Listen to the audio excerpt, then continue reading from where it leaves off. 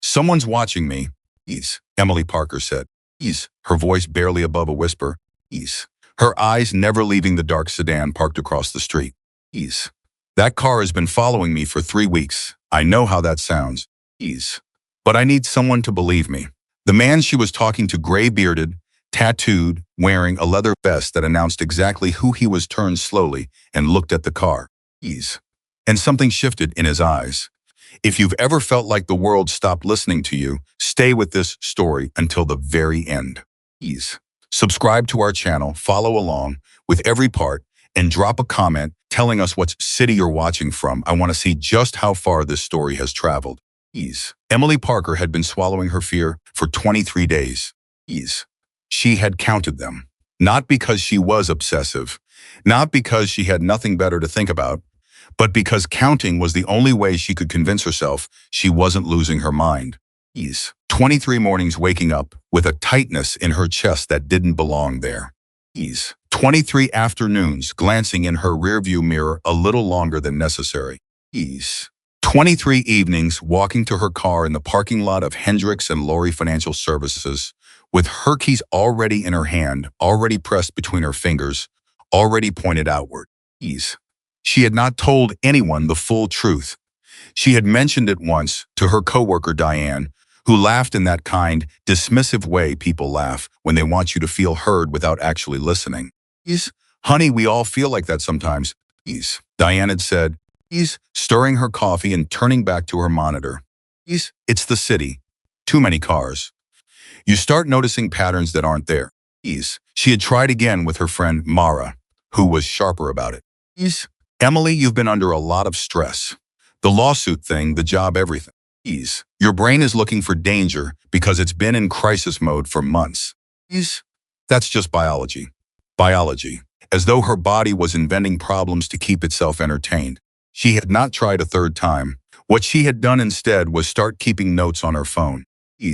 Small ones typed in the parking lot before she went inside, or in the bathroom at work where no one could see her screen, over her shoulder. She documented dates, times, a description of the vehicle, dark sedan, newer model, no distinguishing markings she could identify. Always parked at a distance that said "I see you" without ever saying a word. She had the license plate number memorized. But she hadn't done anything with it because she already knew what the police would say. What everyone would say. You have no proof. You can't prove a car was following you. Cars park on streets. That's what cars do. And she had no answer for that. Because they were right. She had no proof. She had a feeling that lived in her sternum, like a fishhook, and 23 days of notes on her phone, and the absolute certainty that she was not paranoid. That certainty was the thing that scared her most. Paranoid people don't know they're paranoid. That's the definition. Paranoid people are convinced of their reality with total confidence, no room for doubt. Emily had nothing but doubt. She questioned herself every single day. She examined her fear from every angle. Turned it over. Looked for cracks in it. Looked for the exit. And every time she found none. The car was real. The pattern was real. The feeling was real. She just couldn't prove it yet. The evening she walked into Carver's roadside cafe on Route 9 was a Tuesday. She had stayed late at work not because she wanted to, but because leaving at the normal time meant walking to her car in full daylight, which somehow felt more exposed than the cover of dusk. She had learned that too, in the last 3 weeks. The logic of surveillance, the way visibility worked both ways. Carver's was busy that night, which was what she wanted. Noise. People. The reassurance of crowd. She ordered coffee she didn't need and a slice of pie she wasn't hungry for and sat near the window because she couldn't make herself sit with her back to the glass. She saw the bikers before she was fully seated. There were 7 of them parked in the lot adjacent to the cafe, their motorcycles in a loose diagonal row that somehow managed to look both casual and deliberate. The kind of presence that said, "We are here and we know it." Their vests were black leather, and even from inside the cafe, she could read the patch clearly enough. Hell's Angels. Under any other circumstance, she might have tensed at that. Most people did, at least for a moment, before they remembered that most of what they knew about motorcycle clubs came from television and secondhand stories. Ease. But Emily was operating in a different mode tonight. Ease. She was operating in the mode where she assessed every person in her immediate vicinity for their potential to help her or harm her. Ease. And the men outside loud, visible. Ease. Public registered immediately as neither threat nor salvation. Ease. Just presence. She drank her coffee. She ate 3 bites of pie. She watched the street. Ease. And that's when she saw it. The dark. Ease. It was parked across Route 9. Ease. Engine running. Ease. No restaurant nearby. Ease. No store. Ease. No reason for anyone to be sitting in a car at that hour on that stretch of road.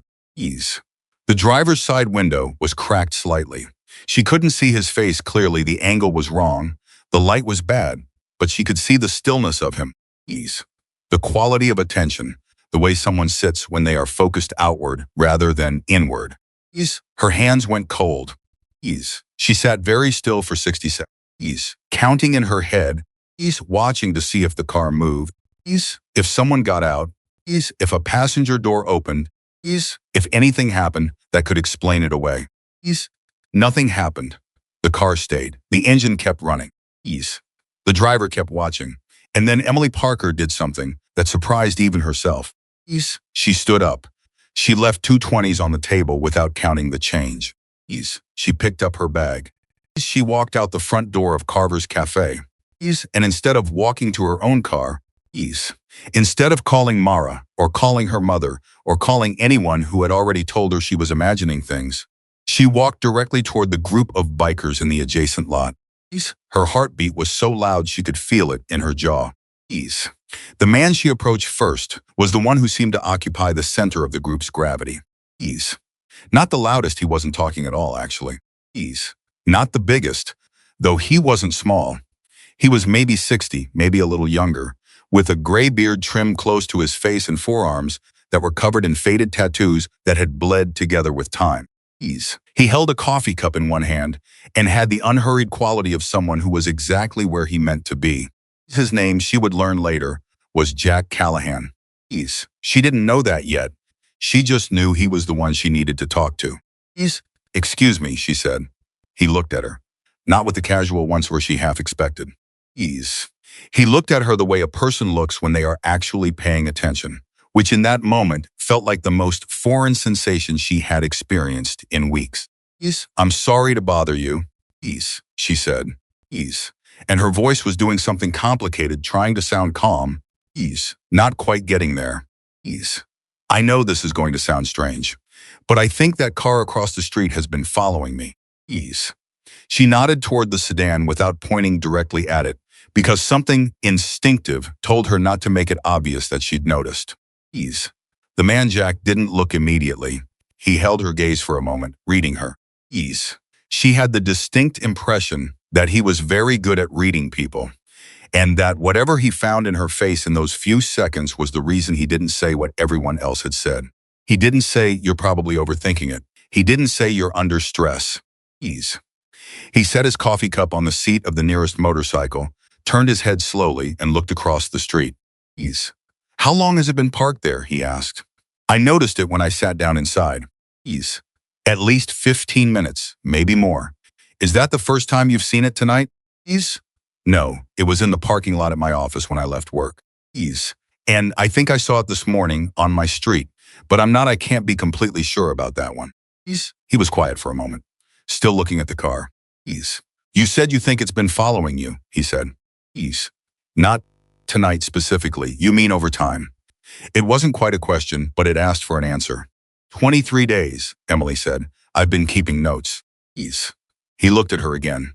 Something shifted in his expression, not pity, not amusement. Ease. Something more like recognition. Marcus, he said without raising his voice. Ease. A man detached from the group. He's younger than Jack by maybe 15 years. Ease. Broader in the shoulders. Ease. With close-cropped, dark hair and a watchfulness about him that was different from Jack's steadiness, sharper. Ease. More kinetic. Ease. Take a look at the sedan across the street, Jack said. Ease. Don't make it a production. Marcus nodded once and walked into the cafe. Ease. Emily realized. Ease. A half second later, That he had gone inside so he could look out the window from a different angle, which meant he'd be able to see the driver's side of the vehicle from a vantage point the driver wouldn't notice as a new point of observation. These men, she understood, were not strangers to being watched. And they were not strangers to watching back. "What's your name?" Jack asked her. "Emily. Emily Parker." Jack Callahan. He didn't offer a hand. He kept his attention split between her and the street in a way that felt practiced. "You said 23 days. You've been tracking this for 3 weeks." "Yes. And nobody believed you." It wasn't a question either. "No," she said. "What do you do for work, Emily?" She blinked at the apparent detour. "I work in financial services, analysis, compliance review." "I was working for Hendricks and Lori up until 4 months ago." Up until I wasn't." He waited. She had not intended to say more than that. She had come out here for one narrow purpose: to have someone look at the car, to have a witness, to get some confirmation that she wasn't inventing the sedan across the street out of anxiety and biology. She hadn't planned to tell the story. She didn't know this man. She owed him nothing. But something about the way Jack Callahan listened, the complete absence of performance, the total lack of the expression people make when they're waiting for their turn to talk, made her keep going. "I found something I shouldn't have found," she said. Discrepancies in the compliance documentation for one of their larger client portfolios. The kind of discrepancies that aren't accidental. "I reported it internally first because that's what you're supposed to do. I went to my direct supervisor. He told me I'd misread the data. I went to the compliance director. He told me to let it go." She paused. "I didn't let it go. You took it outside the company." "I contacted the regulatory authority, filed a formal complaint. 3 weeks after I filed it, I was terminated. My supervisor told HR I'd been underperforming for months," which was she stopped. Pressed her lips together. "I had 3 consecutive exceptional reviews." But they had a paper trail by then because they knew this was coming. Jack nodded slowly. "And you have a lawyer?" "Yes." "We're in discovery now." She shook her head. It's been a process. And 3 weeks ago, the car started showing up." She met his eyes. 3 weeks and 1 day after my deposition." Jack Callahan was quiet for a long moment. His eyes moved back to the sedan across the street. And something in his posture changed, a small thing. Barely visible. But Emily caught it. The slight straightening, the very deliberate stillness. "You weren't imagining it," he said. Those 4 words hit her somewhere she hadn't expected. She had been so braced for disbelief, had been carrying the weight of everyone else's dismissal for so long, that the simple flat statement of it sent something cracking open in her chest. She didn't cry. She didn't say anything for a moment. "How do you know?" she finally asked. "Because of the way he's sitting," Jack said. Engine running, no food, no phone, no movement. Parked at an angle with sight lines to the entrance of the cafe and the side parking lot where your car probably is. He's not waiting for someone. He's watching someone. And the someone he's watching is you. Marcus came back out of the cafe. He walked to Jack directly, without looking at the sedan, and said something low enough that Emily couldn't hear all of it. She caught fragments. "Telephoto setup. Folder visible on the passenger seat. Been there before we arrived." Jack absorbed this without visible reaction. Then he looked at Emily. "Marcus says there's camera equipment in the back seat," he said. "And something on the front passenger seat that looks like a file." Emily's stomach dropped. "A file. That's what he's saying."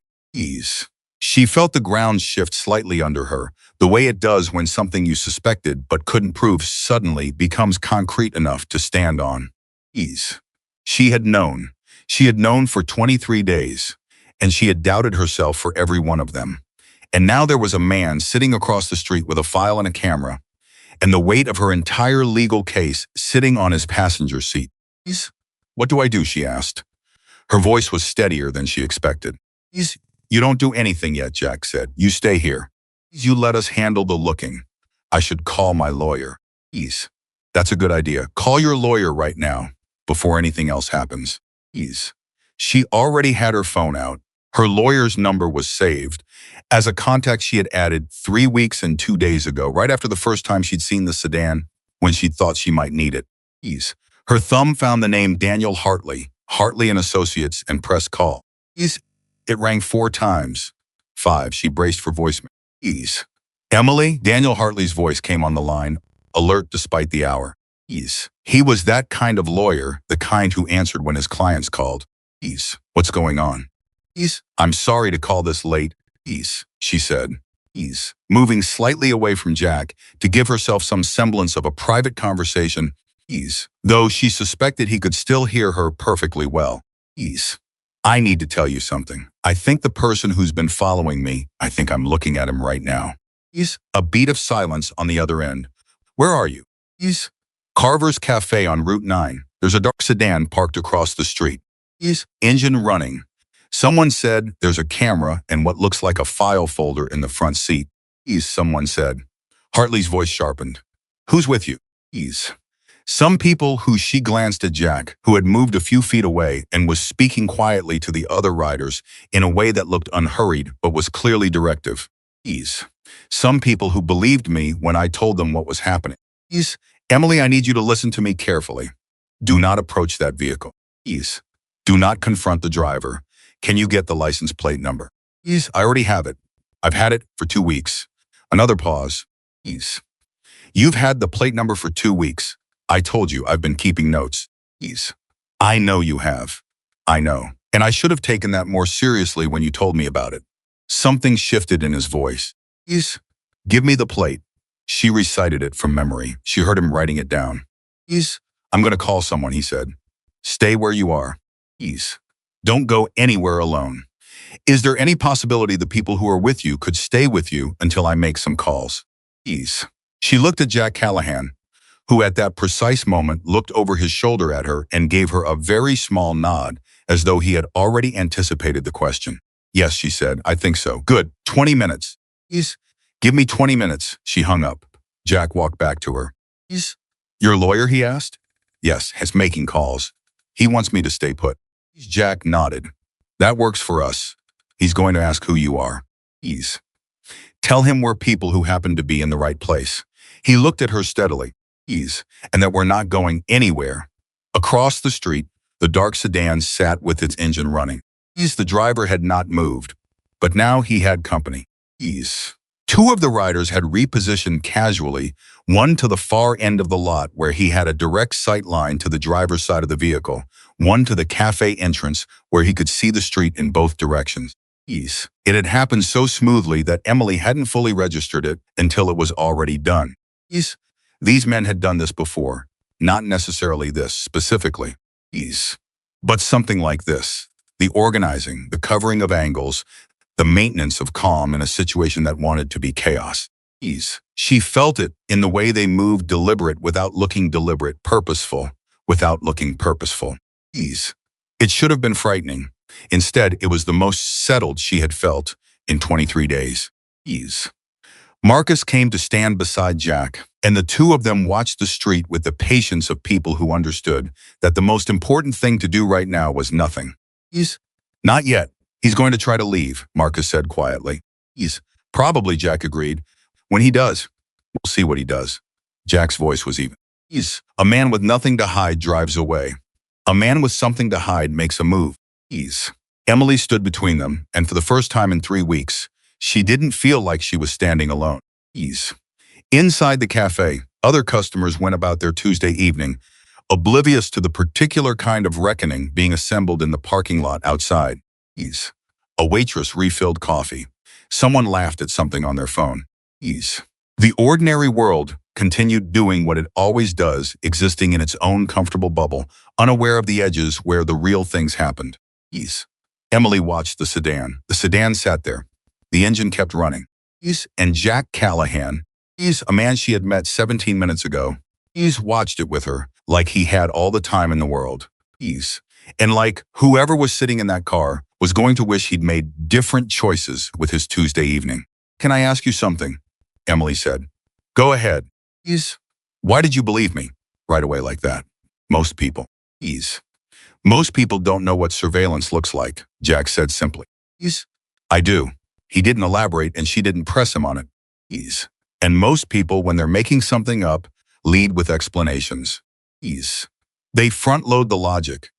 They give you all the reasons why what they're about to say is real before they say it.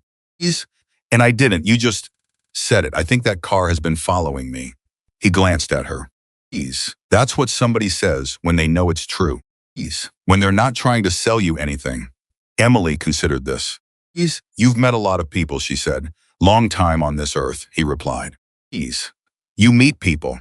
The sedan's engine changed pitch, slightly barely perceptible, but Marcus caught it immediately and straightened just enough to communicate readiness without broadcasting it. Ease. The car didn't move yet, but it was thinking about it. Looking at us, Marcus said. I know, said Jack. Ease. He's going to recognize that we're watching him. Ease. Good, said Jack. Let him. There was a particular philosophy embedded in that. Emily would think about it later, long after this night had become one of those fixed points that divides your life into before and after. Ease. There was something in Jack Callahan's willingness to be visible, to be known, to sit in plain sight and let the person who had been operating in shadows understand that the dynamic had shifted. Ease. You don't hide, you don't run, you stand in the light, and you let the darkness figure out that it's been seen. Ease. The sedan's engine shifted again, and this time, it moved. Ease. Slowly at first reversing, repositioning, the careful movements of someone who knew they were being watched and was trying to seem casual about leaving. Ease. But there was nothing casual about it. Ease. There was nothing casual about the way Marcus's hand went to his phone immediately. Ease. And nothing casual about the way two of the other riders moved, not blocking the car. Ease. Not approaching it aggressively. Ease. Just repositioning in a way that made the geometry of the situation clear. Ease. This car was not going to simply vanish into a Tuesday night. Ease. Not tonight. Emily's phone buzzed in her hand. She looked at the screen. Ease. Daniel Hartley. Plates registered to Meridian Security Consulting, LLC. Ease. I know that name. Call me right now. She called him. Ease. He picked up before the first ring finished. Meridian Security Consulting, he said without preamble. Ease. They're a private investigation firm, mid-level, not the big outfits, but they have a specific client profile, corporate litigation support. Ease. Witness monitoring. Intimidation adjacent work, if I'm being direct. Ease. Intimidation adjacent, she repeated. They're not going to assault you. Ease. That's not what they do. What they do is gather information, document your movements, build a case for why you shouldn't be taken seriously. Ease. They look for patterns they can use, who you talk to.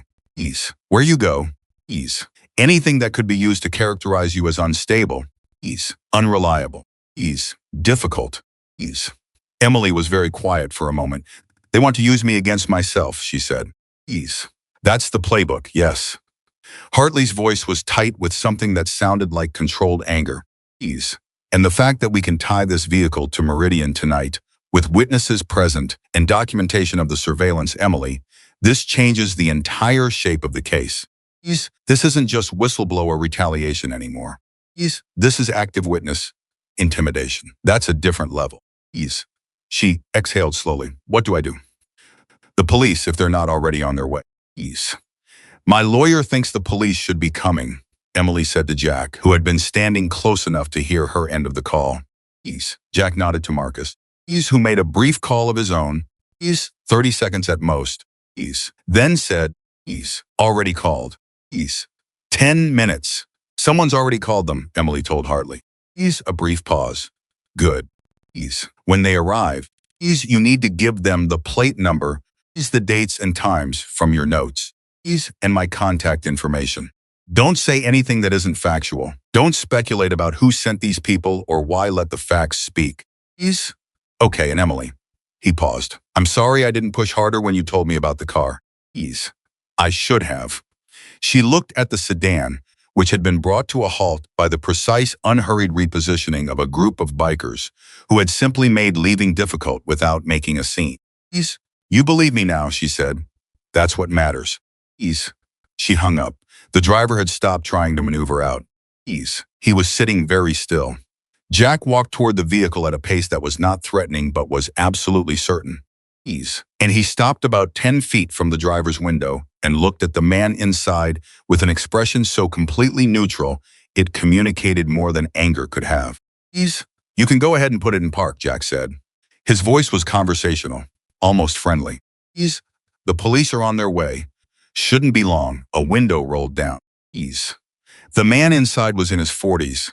Unremarkable, the kind of face you forget immediately. The kind of man who had probably chosen this work specifically because of that quality. He looked at Jack. Looked at the bikers flanking the edges of the lot. Looked at Emily standing near the cafe entrance with her phone in her hand. And something moved across his face that wasn't quite recognition but was close to it. The understanding of a situation that had stopped going the way it was planned. I'm just parked, he said. Free absolutely is, Jack agreed. You can explain that to the officers when they get here. Shouldn't be a problem if that's all you're doing. The man said nothing. Put it in park, Jack said again. He's still friendly, still completely immovable. The sedan shifted into park. Emily Parker stood outside Carver's Cafe on a Tuesday night, with the evidence of 23 days of fear sitting in a parked car 20 feet away, and she felt something she had almost forgotten how to feel. She felt believed, and in the distance, faint but growing, she heard the sound of sirens. The sirens arrived before the driver had a chance to reconsider his options. Two patrol cars turned onto Route 9 with their lights going, and Emily watched the man in the sedan absorb this information with the particular stillness of someone recalculating in real time. He hadn't run. He probably knew running was worse. But he also hadn't said anything else after Jack told him to put it in park, and the silence coming from that vehicle had a quality to it, compressed, tactical, that told Emily this man was not a panicked amateur. He was a professional who had been caught, and there was a difference. Panicked amateurs make noise. Professionals go quiet and start thinking about damage control. Jack stepped back from the driver's window as the officers approached, creating space without retreating, the way someone does when they want to be helpful without being in the way. Marcus moved to stand near Emily. Not touching her. Not speaking. Just present in the way that a wall is present, solid. Reliable. Asking nothing in return. The first officer out of the patrol car was a woman in her mid-30s, compact and efficient in the way she moved. With the expression of someone who had responded to enough Tuesday night calls to know that the situation in front of her was not what most Tuesday night calls looked like. She took in the sedan, the bikers arranged around the lot, and Emily standing near the cafe entrance in the span of about 4 seconds. Who called this in, she asked. I did, Marcus said. And what are we dealing with? Jack spoke before Marcus could answer, not to cut him off, but because he was clearly the one who had the clearest account of the sequence of events. He laid it out in exactly the order it had happened, without editorializing, without exaggeration. Emily had approached them. She had reported a vehicle she believed had been following her. They had observed the vehicle and its driver. They had called it in. The officer listened with her notepad out but didn't write anything yet, which Emily had learned from Daniel Hartley meant she was still in the assessment phase, still deciding whether this was worth her time. Then Jack said, she has documentation. 23 days of it. The officer looked at Emily. Is that right? Yes, Emily said. She held up her phone. Dates, times, descriptions of the vehicle, the license plate. I have all of it. The officer's expression shifted in a way that was small but unmistakable. Documentation changed things. Documentation was the difference between a feeling and a file was something you could build on. And the plate you documented, the officer said. Is that the vehicle? Yes, the second officer had moved to the sedan. The driver's window was still partially down from when he'd spoken to Jack. Emily watched the officer say something to the man inside. Watched the man respond. Watched the officer's body language change, a slight squaring of the shoulders. A specific quality of attention that appeared when something said didn't match something seen. There's a folder on the passenger seat, Emily said quietly to the first officer. My lawyer says the vehicle is registered to a firm called Meridian Security Consulting. They do corporate litigation support. He says they have a history of witness monitoring. Ease. The officer looked at her steadily. Your lawyer knows about this already? Ease. I called him when I first noticed the vehicle tonight. Ease. He ran the plates. What's your lawyer's name? Daniel Hartley. Ease. Hartley and Associates. He told me to give you his contact information. She recited it from memory. Ease. The officer wrote it down. Then she walked toward the sedan. Ease. Emily stood in the parking lot and breathed in and out and tried to locate something steady inside herself to hold on to. Ease. The night air was warm and carried the smell of coffee from inside the cafe and the faint diesel trace of the motorcycles, and underneath all of it, ease. That particular quality of tension that exists when something has been building for weeks and is finally breaking the surface, Marcus said, without looking at her. You're doing fine. Ease. She hadn't realized she was visibly not fine until he said it. She pressed her lips together and nodded. I'm not usually like this, she said. Ease. Like what? Shaking. You've been carrying this alone for 3 weeks, he said. Ease. You're allowed to shake a little. That's not weakness. Ease. That's your body catching up to what your mind already knew. Ease. She looked at him. How do you know it's been 3 weeks? Jack said. You said 23 days. She nodded. Ease. She had forgotten she'd said that, which told her something about the state she was in. Ease. Across the lot, the second officer had asked the driver to step out of the vehicle. Ease. The man complied without argument, which was both expected and somehow more unsettling than if he'd resisted. Ease. He moved with the controlled compliance of someone who had a plan that did not require him to resist at the scene. Ease. His eyes moved once, briefly toward Emily, and then he looked away with professional speed, as though he'd caught himself doing something he'd been trained not to do. Ease. But Emily had seen it, that 1 second look. It told her something she hadn't known until that moment. Ease. Whoever had sent this man, whoever had hired Meridian Security Consulting to build a file on her daily life, they had shown him her photograph. Ease. He had known her face before tonight. He had been looking at her face for 23 days through a camera, and he had looked at her just now to confirm that the woman who had ended his assignment was the same woman in his photographs. Ease. It was a small thing. A flicker. Most people wouldn't have caught it. Ease. Emily caught it. She pulled out her phone and called Daniel Hartley again. Ease. He picked up immediately. What's happening? The police are here. Ease. They have the driver out of the car. They're looking at the folder on the passenger seat. Ease. Good. Emily, listen. If they open that folder tonight, and they may or may not have grounds to do that yet, depending on what he says, but if they do, and if what's in it is what I think it is. Ease. What do you think it is? A pause. She could hear him choosing words. Ease. A surveillance package. Documentation of your movements, your contacts, your routine. Ease. Possibly communications records if they were monitoring your phone or email. Ease. Possibly photographs taken in context where you had a reasonable expectation of privacy.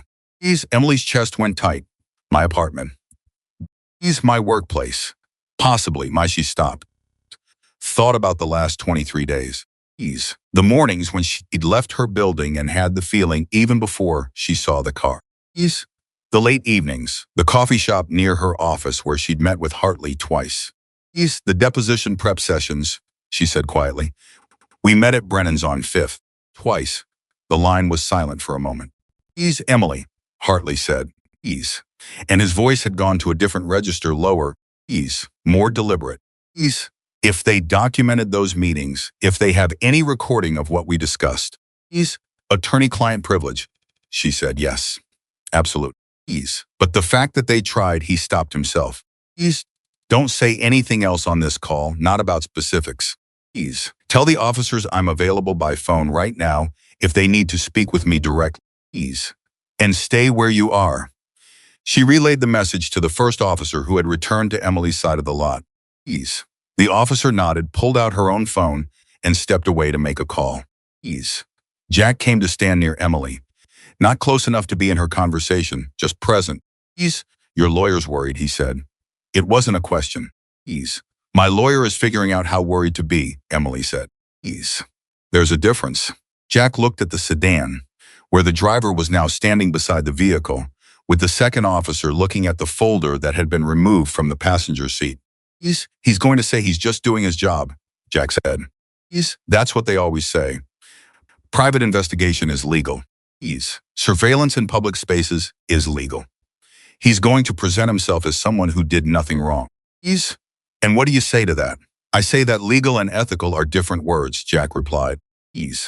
And I say that a man who builds a file on a woman who reported corporate fraud, timed to coincide with active litigation, in service of the people, she reported that man might be technically legal, right up until he isn't. Emily turned to look at him fully. You know about this. This specific situation, not just surveillance in general. Jack held her gaze for a moment. I know about people who use power to silence other people, he said. I've seen it in a lot of different shapes. She wanted to ask more. She didn't, because the first officer was coming back toward her with the kind of purposeful stride that meant something had changed. Miss Parker, the officer said. I need to ask you some questions. Specifically about the company you named in your complaint to the regulatory authority. Emily straightened. Hendricks and Lori. That's correct. The officer glanced briefly at Jack and Marcus in the way that meant she was noting their presence without asking them to leave. Are you aware of any communication between the principals of that company and a private security firm in the past 6 months? My lawyer knows the answer to that better than I do. He's on the line with my partner right now, the officer said. I'm asking you separately. Emily thought about the last 6 months. The termination, which had been surgical and sudden. The way her access to systems had been revoked simultaneously with her last meeting with HR as though it had been coordinated, which it had been. The speed of the counter-narrative, the sudden performance documentation that materialized, fully formed, which required preparation. I think someone made a decision early, she said slowly. Not after I was terminated. Before, I think when I went to the compliance director and he told me to let it go, that was the moment they started preparing. The officer was writing now. How much before your termination do you think that preparation began? At least 6 weeks, maybe more. And the surveillance 3 weeks after your deposition. 3 weeks and 1 day. The officer looked up. You said that before. 1 day. It mattered to me, Emily said simply. It felt important to be accurate. Something changed in the officer's face. Not warmth exactly, she was still working, still professional, but a quality of respect that comes when someone is precise under pressure. She wrote something in her notepad and said, I may need a full statement later tonight. Can you stay available? Yes. Is there someone who can be with you? Emily opened her mouth, closed it. The honest answer was that the normal list of people she would call Mara, her sister in Denver. Her mother felt suddenly insufficient for this specific kind of night. They were good people who would come if she called them, who would bring food and sympathy and the well-meaning repetition of I told you something was wrong, didn't I? And she loved them. But that wasn't what she needed right now. She glanced at Jack. He had been listening without appearing to listen, which she was beginning to understand was simply how he operated. We'll stay, he said to the officer directly and without making it complicated. The officer accepted this with a nod that suggested she had assessed Jack Callahan at some earlier point in the evening and decided he was exactly what he appeared to be, which was precisely what Emily was also in the process of concluding. Thank you, the officer said to both of them. She went back to the sedan. The next 40 minutes happened in the compressed, hyper-real way that significant events always happen, moments that should have been boring. People filling out forms and making calls and taking photographs of the folder contents. But that existed in a kind of heightened atmosphere where everything felt consequential. Emily sat on the step outside the cafe entrance. Because standing had started to feel like too much work. And Marcus brought her a cup of coffee from inside without asking if she wanted one, which was the right call. And she held it with both hands and watched. The folder was the pivot point of everything. It took the better part of 20 minutes for the officers to go through its contents with the methodical care of people who understood they were looking at potential evidence. Emily couldn't see what was in it from where she sat. She could see the officers' reactions, which told her enough. The occasional pausing. The exchange of a glance between them. Ease. The moment when the first officer stopped and showed something to the second officer, and they were both still for a moment, in the particular way people are still when they are absorbing something unexpected. Ease, she called Hartley again. The officers have the folder open. Ease. I know, my partner is watching. Emily, he stopped. Ease. Tell me the folder. According to what my partner is being told by the officer on the phone, there are photographs of you meeting with me. Ease. At Brennan's, both times. His voice was controlled, but the control was working harder than it usually did. Ease. And there's a recording device log. Emily said nothing. Ease. They were logging communications, Hartley said. Not necessarily recording the content. They may not have been able to get that close. Ease. But they were noting times, durations, identifying anyone you met with. Ease. I'm in there. I'm documented as your attorney. And there's someone else. Ease. Who? A pause that lasted exactly long enough to be worrying. Ease. There's a contact listed as internal source. 2 meetings, both at your former office, before you were terminated. Emily's brain went very quiet. Someone inside the company, she said. Someone who was talking to whoever hired Meridian. Ease. Someone who told them what you were doing before you were terminated. Ease. She thought about the compliance director. Ease.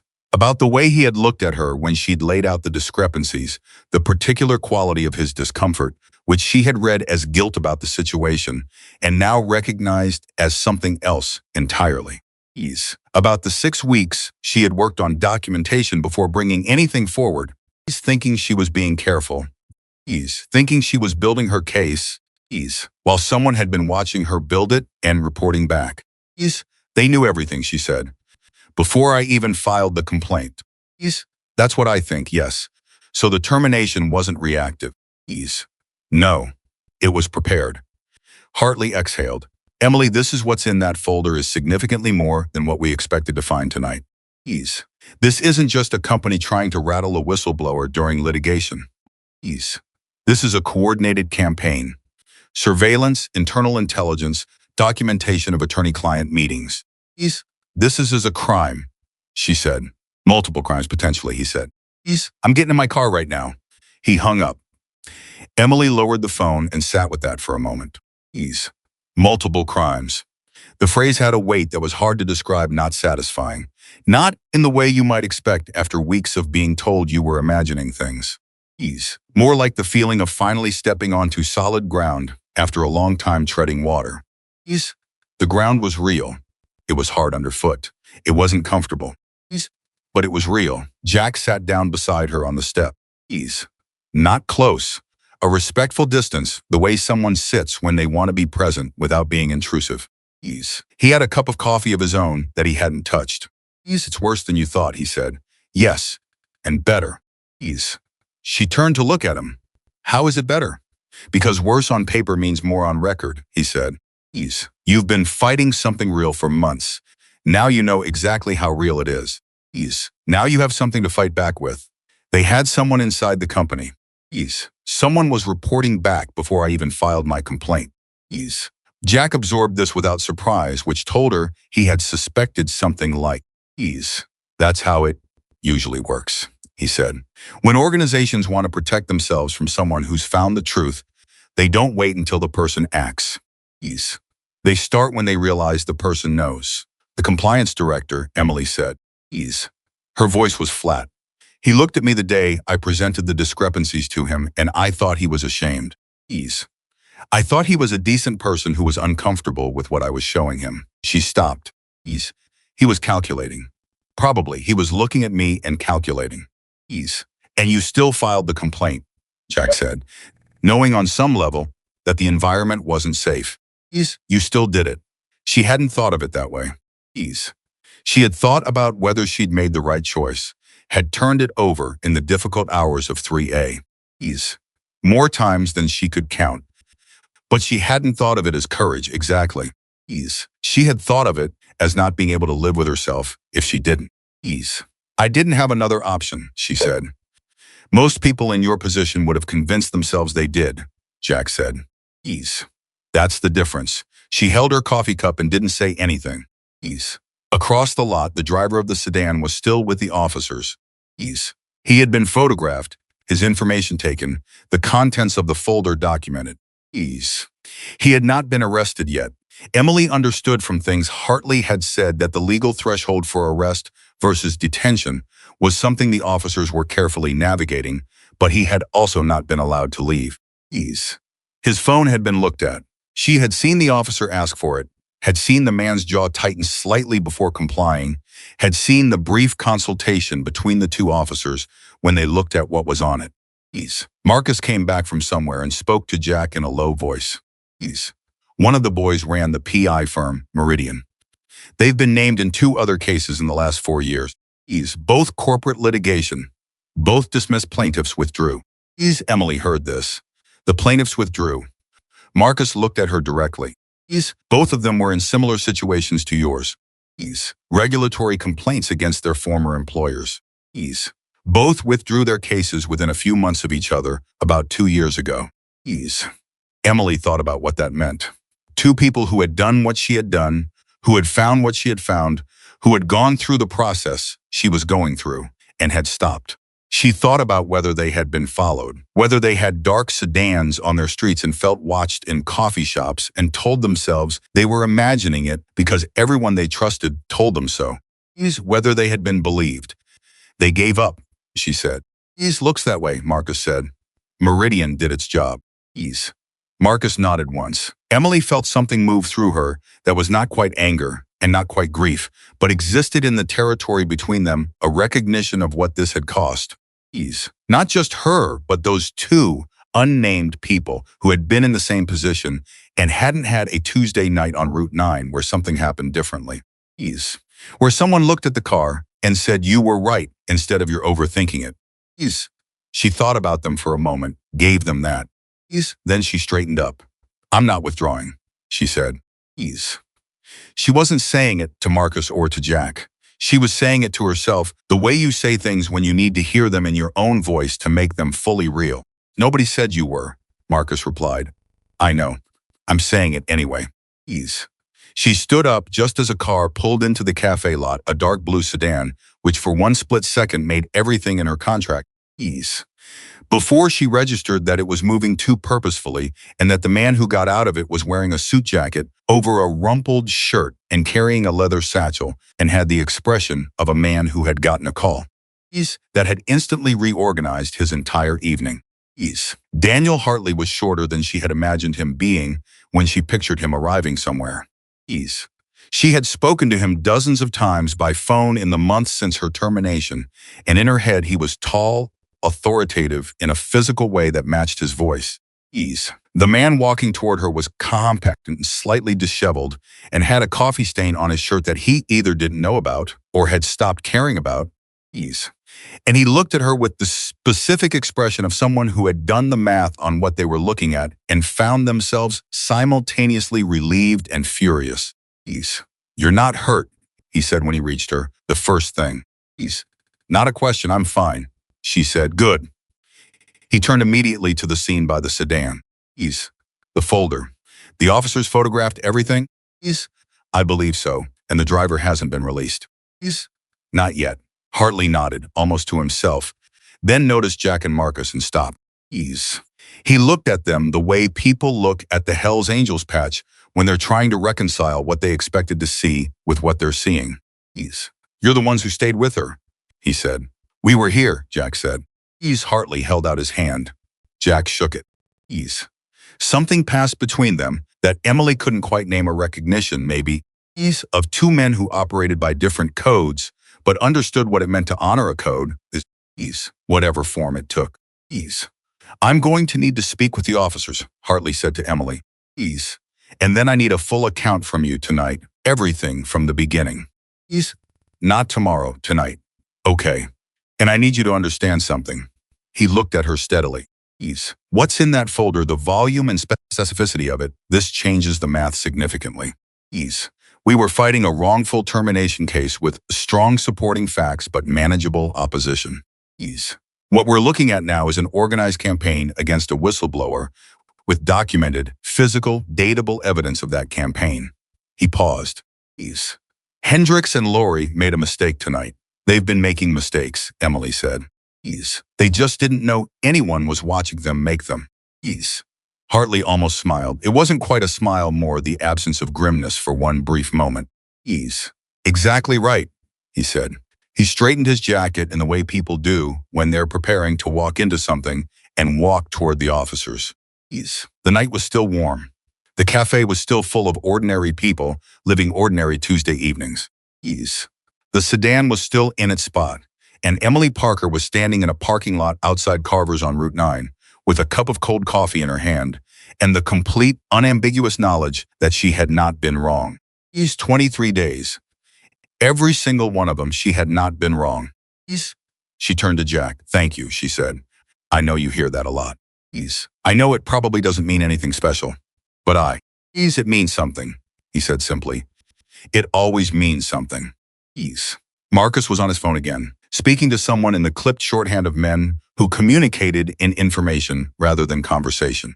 He hung up and turned to Jack with an expression Emily was learning to read, not alarm, but the particular alertness that preceded news. He's the internal source, he said quietly. My contact came back. Meridian billed to an account connected to Hendricks and Laurie's general counsel.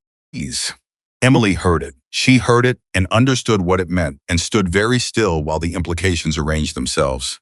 The general counsel, not the compliance director, who she had suspected, who she had been mentally building a case against for the last 20 minutes.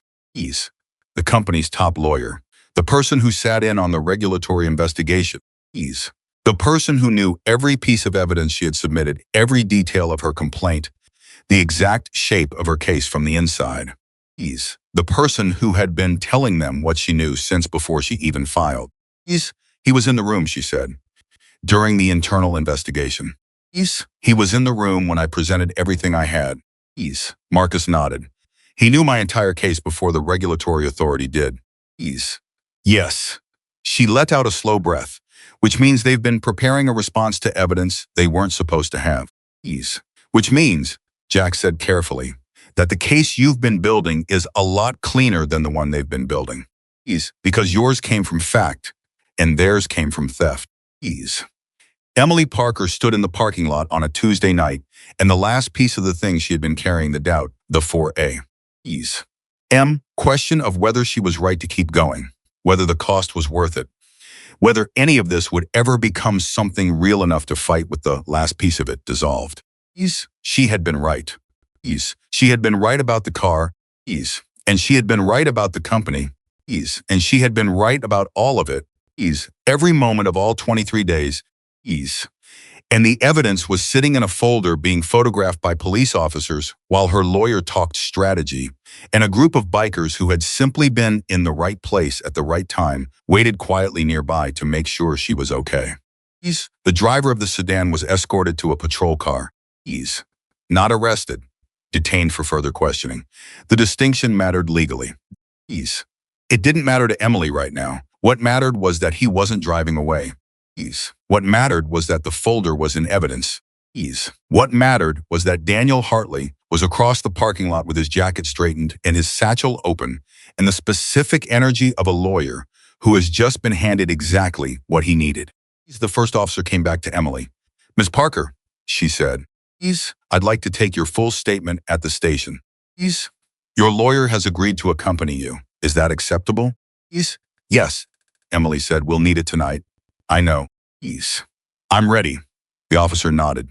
We'll also be reaching out to the regulatory authority tomorrow morning regarding the surveillance of attorney-client meetings. That's a separate matter. Your lawyer is aware, I understand. The officer hesitated, which was unusual for her. She had moved through the evening with the practiced efficiency of someone who didn't hesitate. Miss Parker, she said. I want you to know. The documentation, you kept the notes, the dates, the plate number. That's what made this actionable tonight. Without that, we're looking at a car parked on a public street. She paused. You kept your head. Emily thought about the 23 mornings waking up tight in the chest. The bathroom at work where she typed her notes where no one could see her. The friends who said biology and the coworkers who said stress and the 3A. Hours when she turned the question over and over and kept failing to find a crack in her own certainty. I wasn't sure I was keeping my head, she said honestly. Ease. That's what keeping your head looks like, the officer replied. From the outside, she walked back to the patrol car. Ease. Jack stood a few feet from Emily, finishing his cold coffee with the unhurried patience of someone who had nowhere else to be. Ease. You're going to be okay, he said. Not a comfort, not a softening. Ease. Just a statement of assessed fact from someone who had spent a long time looking at people in hard situations and developing an eye for who came through them. Ease. Emily Parker believed him. Ease. Not because she needed to. Ease. Not because she was desperate for reassurance. Ease.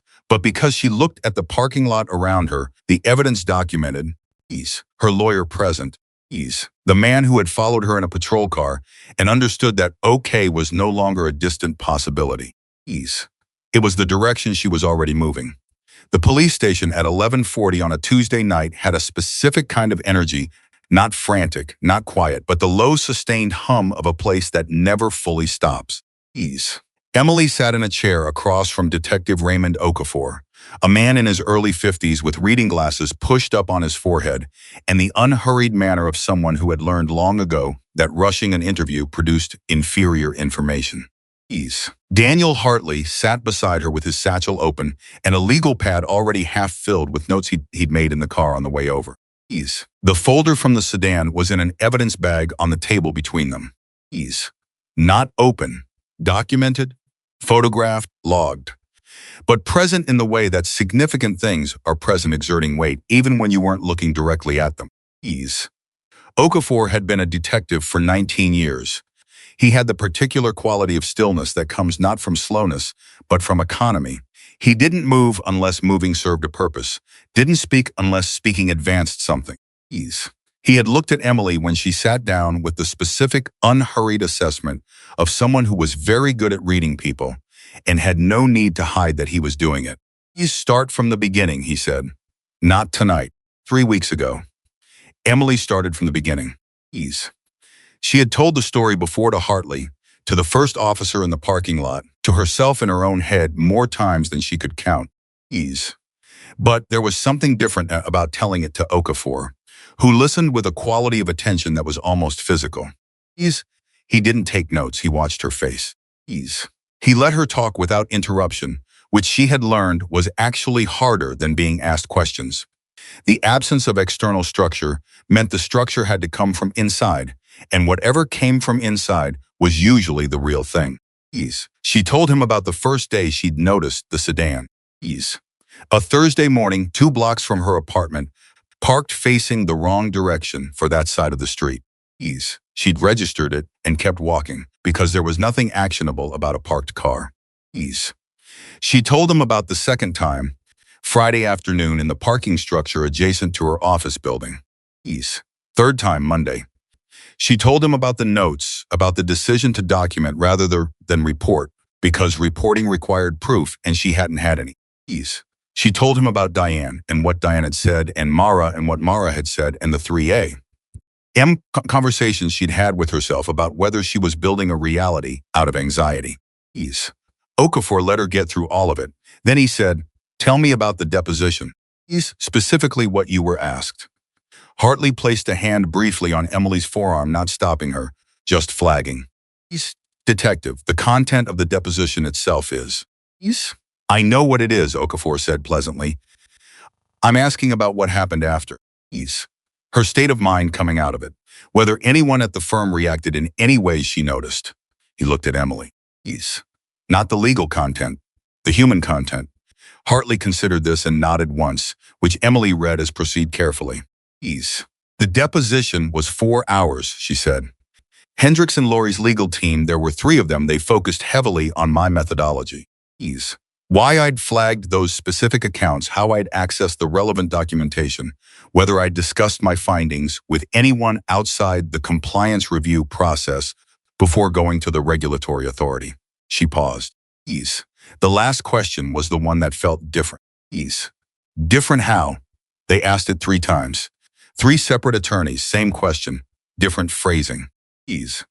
Whether I had made copies of any internal documentation before my access was revoked. She folded her hands on the table. Ease. The answer is yes, I had. It's legal. I had legitimate access to everything I copied. It was all within the scope of my role, and I provided it all to the regulatory authority. Ease. But they asked it 3 times, and that told you something. Ease. It told me that the copies were the thing they were most worried about. Ease. Not the complaint itself, the evidence supporting it. She met Okafor's eyes. Ease. Which means they thought there might be something in what I copied that they hadn't been able to fully prepare for. Ease. Okafor was quiet for a moment, and 3 weeks after that deposition, the surveillance started. 3 weeks in one day. Why the gap, do you think? Ease. She had thought about this. She had thought about it specifically, in the way you think about things when you have 23 days of empty evenings to fill with your own analysis. Ease. I think they needed time to set it up. Identify a firm, agree on scope, arrange payment. Ease. And I think they needed to assess, first, see whether the deposition had produced anything they needed to respond to urgently, or whether they could afford a more measured approach. Ease. Okafor leaned back slightly. That's a specific theory. Ease. I've had time to develop it. Something shifted at the corner of his mouth. Ease. Not quite a smile. The general counsel, he said. Ease. You know we've identified a payment connection. Hartley straightened. Ease. Detective, I'm not telling her anything. She doesn't have a right to know about her own case. Ease. Okafor said. Ease. Still pleasant. Ease. Still unhurried. Ease. He looked at Emily Richard Voss, general counsel at Hendricks and Laurie for 11 years. Ease. He was present during your internal compliance meeting. Ease. Emily's jaw tightened. He was in the room. He was in the room. Ease. He reviewed your documentation. He heard everything you had before the regulatory authority did. Okafor picked up his pen the first time he'd touched it since she'd started talking. Ease. He left the company 6 weeks ago, 2 weeks before we could serve him. Ease. The room went quiet. Hartley said carefully, he resigned. Ease. Resigned and relocated. We have a forwarding address in a state that has a slightly more complicated extradition posture for civil adjacent matters. Okafor's voice was professionally neutral. He is not currently beyond reach, but he is no longer conveniently local. Emily absorbed this. He knew it was coming, she said. It appears so. When the Meridian driver was identified tonight. Someone made a call, Okafor said. We don't know yet whether Voss was alerted directly or whether there's a chain. What we know is that between your attorney notifying the police and our arriving at the scene, a message was sent from the driver's phone to a number registered to an LLC that traces back through 2 layers to an account we're still unraveling. He looked at her steadily. The driver called someone the moment he understood he wasn't driving away. Emily thought about the man in the sedan. The professional quality of his compliance when asked to step out. The controlled stillness of him. He hadn't panicked because panicking wasn't his job. His job was to complete the task, and when the task became impossible, his job became damage control. And the first step of damage control was alerting the people above him. He flagged the situation up the chain, she said.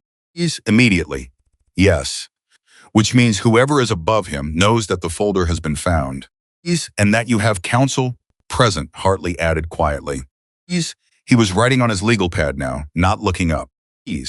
And that it's being treated as potential evidence. He set the pen down. Detective, I want to be direct about something. The contents of that folder include documentation of meetings between Ms. Parker and myself, attorney-client communications, at minimum in their surrounding context. I would like to understand your department's position on The folder contents relevant to attorney-client matters are flagged and will be handled separately, Okafor said. They won't be used in a way that compromises privilege. I've already spoken with the DA's office on that point. He looked at Hartley with the calm of a man who had anticipated this conversation. Your client's interests are not at odds with our investigation. We want the same things for different but compatible reasons. Hartley held his gaze for a moment, then nodded. Good, he said. Okafor looked back at Emily. I have one more question for tonight. The 2 other cases, the plaintiffs who withdrew. Did you know either of them? The question landed differently than she expected. She had known about the cases, Marcus had told her in the parking lot. But she hadn't thought about it this way, whether she might have known the people personally. Whether there was a connection she hadn't seen yet. Ease. No, she said. I didn't know them. Should I have? Ease. One of them was a compliance analyst, Okafor said. Ease. At a firm that shares 3 board members with Hendricks and Lori. Ease. The silence in the room had a different quality now. Ease, this isn't isolated, Emily said. No, Okafor replied. Ease. It is not. She looked at Hartley. He was looking back at her with the expression of a lawyer who is recalibrating the scope of what he has taken on and finding that it is larger than he had fully accounted for. Ease. Not overwhelmed recalibrating. There was a difference. Ease. How long, she asked Okafor. How long has this been happening? Ease. At least 4 years, based on what we can currently trace, he said. Ease. Possibly longer. The 2 cases, Marcus, he stopped. Ease. Looked at her. The gentleman from the parking lot. Ease. His contact identified 2 cases. Our records show a third that didn't make it to litigation. Ease. Individual withdrew before filing. 3 people. 3 people who had found what Emily had found, who had done what Emily had done, and who had stopped. Ease. Because someone had sat outside their apartments in a dark sedan with a camera and a folder, building a picture of their lives, waiting for the moment to use it. Ease. She thought about the third person, the one who hadn't even made it to filing. Ease. The one who had looked at whatever they were facing and made the calculation that the cost was too high. Ease. She didn't blame them. She had made the same calculation in the small hours of enough mornings to understand exactly what it felt like to hold it in both hands and not know which way to put it down. Ease. What happened to them, she asked. The ones who withdrew. Ease. Okafor's expression did something subtle. They withdrew, he said. Ease. Beyond that, I don't have information to share at this stage. Ease. Which meant he too something he couldn't tell her yet. Ease. Or he knew something he didn't want to tell her in a way that would affect her testimony. Ease. She registered this and put it in the category of things she would ask Hartley about later in the car when they were outside the formal architecture of the interview. Ease. Is there anything else you need from me tonight? She asked. Ease. Not tonight, Okafor said. He stood, which was the signal that the formal portion was over. Ease. I'll need you available tomorrow. Probably afternoon. Ease. Things are going to move quickly from here because of the general counsel leaving. Ease. Because of several things moving at once. He picked up the folder evidence bag from the table and held it for a moment before handing it to the officer who had appeared at the doorway. Miss Parker, the notes you kept. Ease. The precision of them, dates, times. Ease. Descriptions. Ease. The plate number logged and dated over 23 days. Ease. He looked at her. Ease. That documentation is going to matter more than almost anything else in what comes next. Ease. Courts understand surveillance when you can show it systematically. Ease. You did that before you had any reason to think you'd need to. Ease. I didn't know what else to do, she said honestly. Ease. Most people do nothing, he replied. Doing something, even something as simple as writing it down, is the thing that makes a case possible. Ease. She stood. Hartley stood beside her. Outside the interview room in the corridor of the police station, he turned to her immediately. Ease. 3 interconnected cases, he said, keeping his voice low even though the corridor was quiet. Ease. Potentially a pattern of organized retaliation against multiple whistleblowers to the same or related corporate entities. Ease. Emily, do you understand what this means for the scope of? Ease. It means I'm not the only one, she said. He stopped. Ease. I've been thinking of this as my case, she said. Ease. My situation, my fight. And it is. But if there are 2 other people, 3, counting the one who didn't even file, then it's also their situation. Ease. And whatever comes out of tonight, whatever comes out of the investigation, it doesn't just matter for me. Ease. Hartley looked at her for a moment. Ease. He had been a lawyer for 21 years. Ease. Long enough to have seen a lot of clients sitting where Emily had been sitting. Ease. And he had a considered opinion about what happened to people in situations like hers. Ease. Most of them narrowed. Ease. They contracted around their own survival, which was understandable and human and exactly what self-preservation looked like, and he didn't fault them for it. Emily was doing the opposite. No, he said quietly. Ease. It doesn't just matter for you. They walked out of the police station at 12:47 in the morning. Ease. The night air was cooler now. Ease. And Emily stood on the steps for a moment. Ease. Just breathing. Ease. Letting the specific pressure of the interview room dissipate. Ease. Jack Callahan was leaning against the hood of a car in the station parking lot. She stopped. He was alone, the other riders.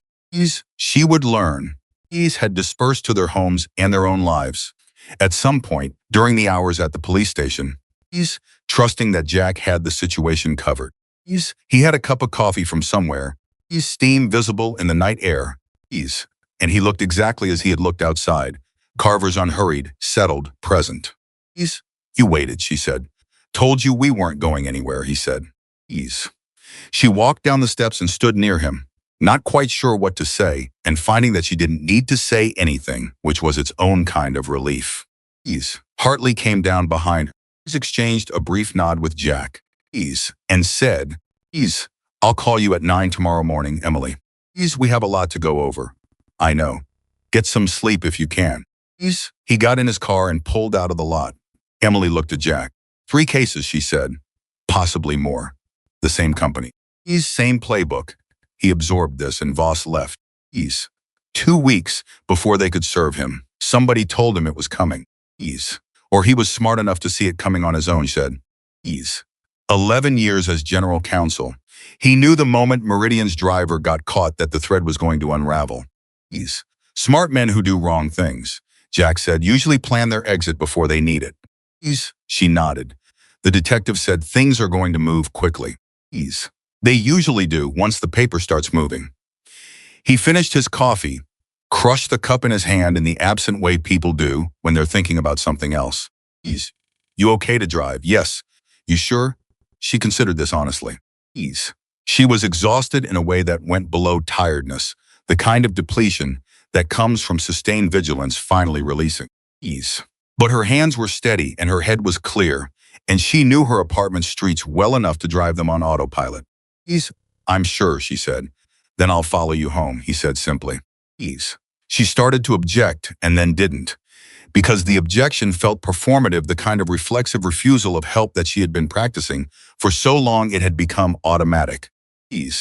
And she was in the process of becoming a different person about that. A person who had learned, in the last several hours, that accepting help was not the same as being helpless. Okay, she said. Okay. She drove home through quiet streets, with Jack's motorcycle headlight visible in her rearview mirror.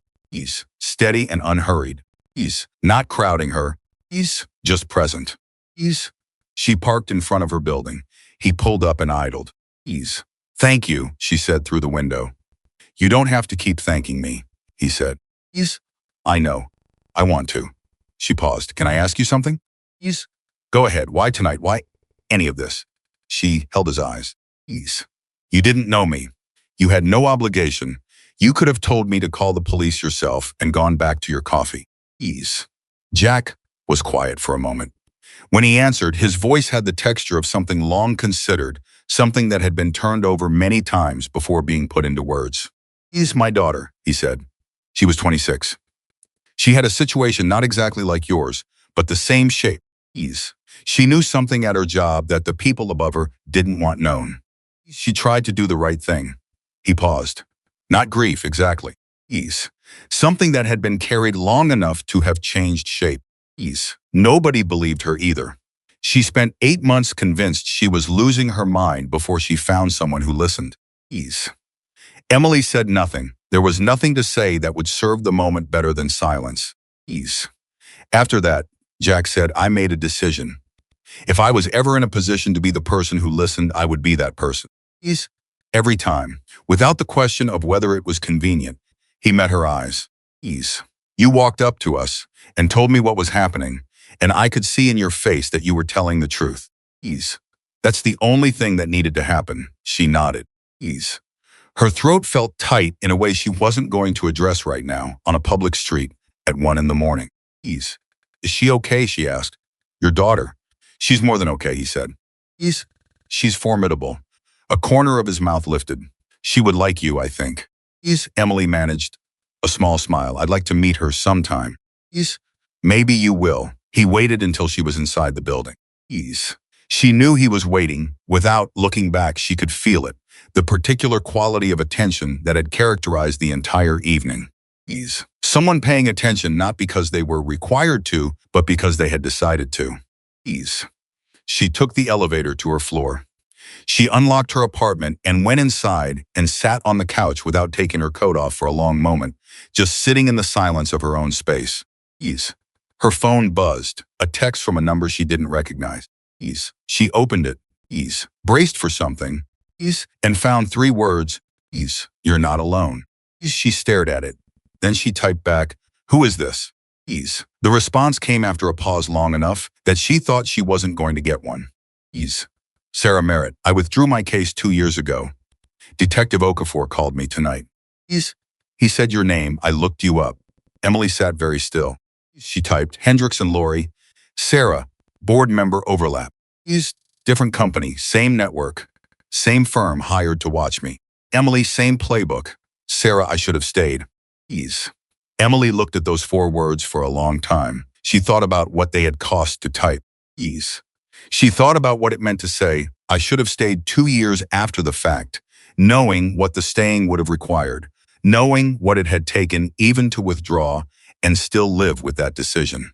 She typed carefully, you were fighting alone. You don't have to explain it.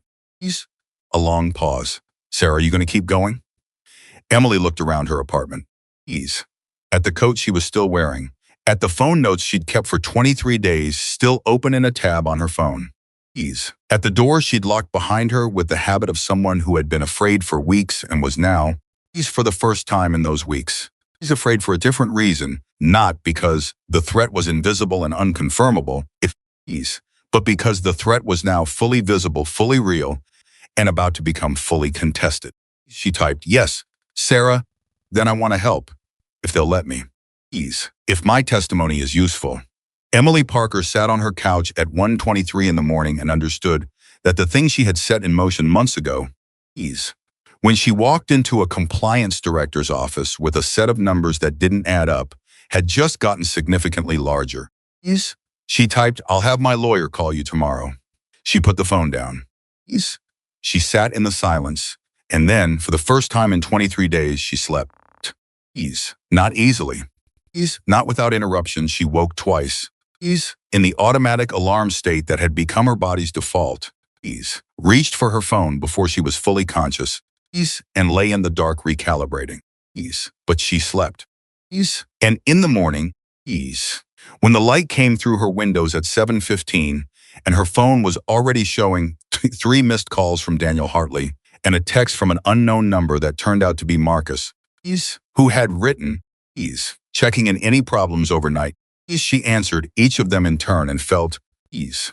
Underneath the exhaustion and the weight of what was coming, ease, something that functioned like steadiness.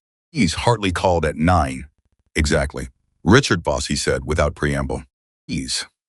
Our investigator tracked him to Scottsdale. He's been there 12 days, which means he left 5 days before Okafor's team was ready to serve him. Not 2 weeks. Ease. Someone in the process tipped him earlier than we thought. Ease. Emily sat up straighter. Someone in Okafor's department. Ease. I don't want to jump to that conclusion, Hartley said carefully. Ease. It could have been Meridian.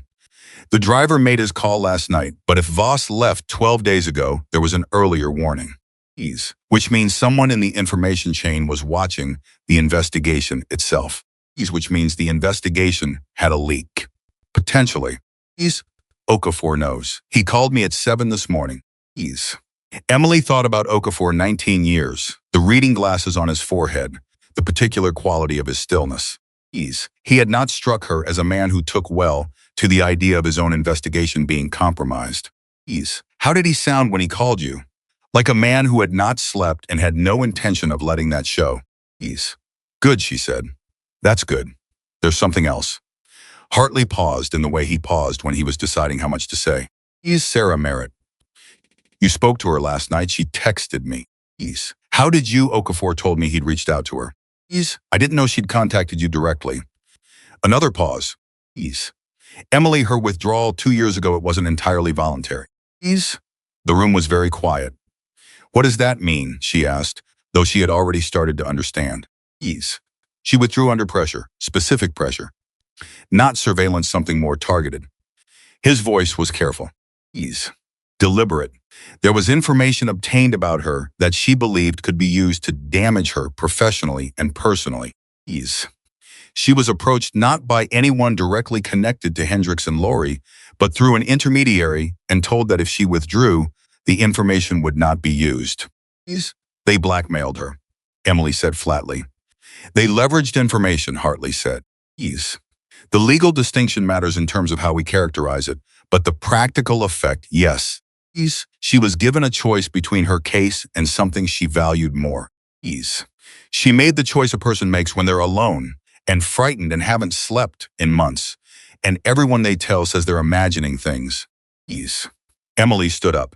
She walked to her window. The street below was ordinary early morning, people walking dogs, a delivery truck. The absolute unremarkable normality of it. The information they had on her, she said. It came from the surveillance. Almost certainly.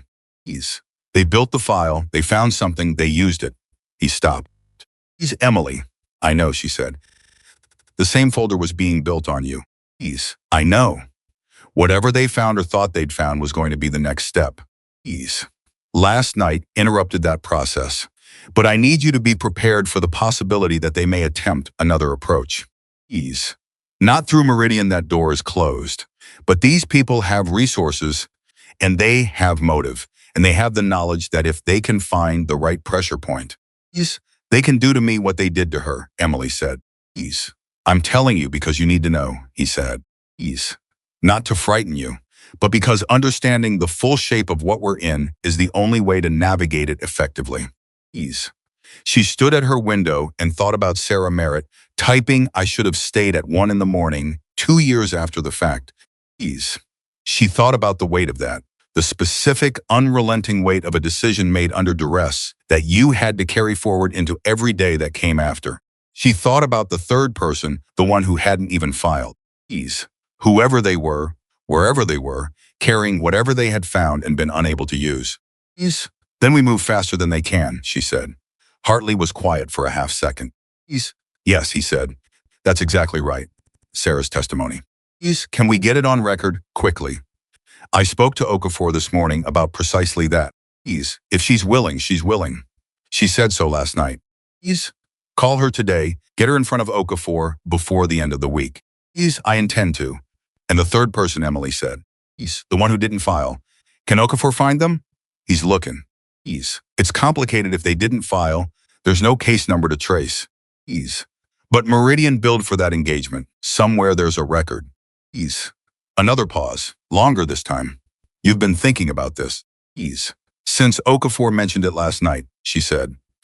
If there's a billing record, Meridian had to have been paid. Payment goes through accounts. Accounts leave trails. That's Okafor's territory. I'll pass it along. She could hear the controlled energy in his voice, the specific frequency of a lawyer who has just had the case he was managing shift into something that required a different gear. Emily, how are you holding up? Actually, she considered the question honestly. She was tired. She was carrying information that had weight and texture and implication she hadn't finished processing. She was aware, in the clear morning light, that the evening had not ended anything. It had opened something.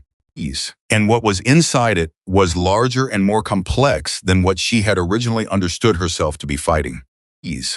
And she was not afraid, not in the way she had been afraid for 23 days, that low, constant, unconfirmable fear that had no object she could point to and address. She was not afraid of the dark sedan anymore, or of parking lots, or of the sound of an engine idling near her building. What she felt now was different, targeted, direct. I'm holding up, she said. I know what I'm dealing with now. That's better than not knowing. It is, he said. Considerably. She hung up, she put the phone on the counter and made coffee. She stood in her kitchen while it brewed and thought about Richard Voss in Scottsdale.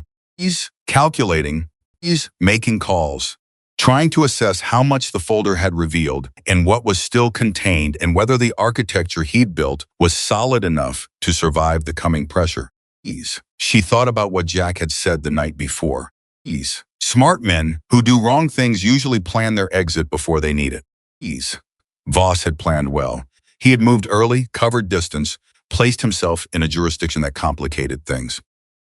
But he had not counted on a Tuesday night at Carver's Cafe on Route 9. He had not counted on the specific quality of one woman's decision to walk toward a group of bikers instead of away from the situation. Ease. He had not counted on a man named Jack Callahan, who believed her immediately and without performance. Ease. He had not counted on the 23 days of notes. Ease. Emily poured her coffee. She sat at her kitchen table. Ease. She opened her phone and typed a message to Sarah Merritt. Ease. My lawyer is calling you this morning. When you talk to him, tell him everything. Ease. Don't leave anything out because you're ashamed of it or because you think it makes you look weak. Ease. Whatever they used against you, it's evidence now. Ease. It has weight. It matters. She sent it. She sat with her coffee. Ease. And outside her window. Ease. On the street below. Ease. A delivery truck moved on. Ease. A dog walker paused. Ease. The world continued its ordinary Tuesday morning business, completely unaware that in an apartment above them, Ease, a 24-year-old woman, was preparing for a fight that had just gotten 3 times bigger than the one she'd started. Ease. She wasn't preparing to survive it. She was preparing to win. Ease. Daniel Hartley called Sarah Merritt at 9:47 that morning. Ease. Emily knew because Sarah texted her the moment the call ended a single message that said, "He's good." Ease. I'm in. And then, after a pause long enough to suggest she'd been deciding whether to add it, "Thank you for what you said this morning." Ease. About it being evidence. I've been ashamed of it for 2 years. Ease. Emily typed back, "Don't be. They chose to do it. You didn't choose to be alone." Ease. She put the phone face down on her kitchen table and pressed both hands flat against the surface and breathed for a moment because the weight of what Sarah had just confirmed that she had been alone, Ease, that the machine had worked on her precisely because there was no one standing in the gap, sat heavily in a way that required a deliberate breath to absorb. Ease. Then she picked the phone back up and called Hartley. "Sarah's testimony," she said, when he answered. "When can Okafor get her in?" Ease. "Tomorrow morning." "She's driving up tonight?" "She's driving up tonight," Emily repeated. Ease. She didn't hesitate, not for a second. Hartley's voice had the specific quality it carried when he had revised his assessment of a situation upward. Ease. She's been waiting 2 years to say what she knows. Ease. I think she would have driven up last night if I'd asked. Ease. What does she have? More than we expected. He paused and the pause had weight. Ease. Emily, Sarah kept records too. Different from yours, she didn't have the surveillance documentation because she didn't know she was being surveilled until they told her they had material on her. Ease. But she kept records of the approach, the intermediary who contacted her, the conversation, the specific language used. Ease. She wrote it down the same day it happened because she said she needed to write it down or she would convince herself it hadn't happened the way it did. Ease. Emily closed her eyes for a moment. The parallel was not subtle. Ease. 2 women, same instinct, same response, write it down because the alternative is doubting your own experience. She documented the coercion, Emily said, in detail. Ease. Dates, times, exact phrasing. He stopped. There's something else. Ease. The intermediary who approached Sarah, he made a mistake. Ease. He used his personal email for one of the follow-up messages. Ease. Not the firm's account, not an encrypted service. His personal email, which he apparently used because he thought the matter was already resolved and he was being sloppy about cleanup. Ease. He left a trail, a very clear one. Sarah kept the email. Ease. Printed it. Kept the printout in a safety deposit box for 2 years because she said she didn't know if she would ever use it, but she couldn't bring herself to destroy it. His voice was quiet for a moment. Ease. She said she felt like she owed it to herself to keep it. Ease. Emily pressed her fingers harder against the table surface. Ease. The intermediary's personal email, preserved for 2 years in a safety deposit box by a woman who had felt she owed herself the truth even when she couldn't act on it. It was the kind of thing that made a case. Ease. The kind of thing that turned a pattern into a provable sequel. Ease. That email connects the coercion directly to someone, she said. Ease. To someone who can be compelled to testify about who gave the directive, Hartley confirmed. Ease. Okafor got a copy at 8 this morning. He has been energized, I think is the word. Ease.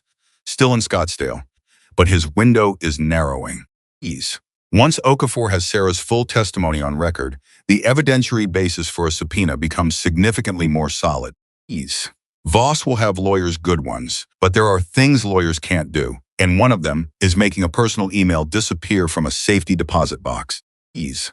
Emily stood up from her kitchen table and walked to her window again. The same window she'd stood at earlier that morning, looking at the ordinary street. Ease. The street was the same, she was not. The third person, she said. He's the one who didn't file. Okafor has a name, Hartley said. Ease. He called me 20 minutes ago. I was going to tell you when I came by this afternoon. Ease. Tell me now. A pause. His name is Gregory Chen. Ease. He was a mid-level analyst at Carver Investment Group. Ease. Carver shares 2 board members with Hendricks and Laurie and had an overlapping audit committee with one of the 3 entities you identified in your original compliance complaint. He let that land. Ease. He didn't file because he was approached before he had the chance to complete his documentation. Ease. The approach was made while he was still employed. Ease. He was told his immigration status would be reported to federal authorities if he pursued any formal complaint.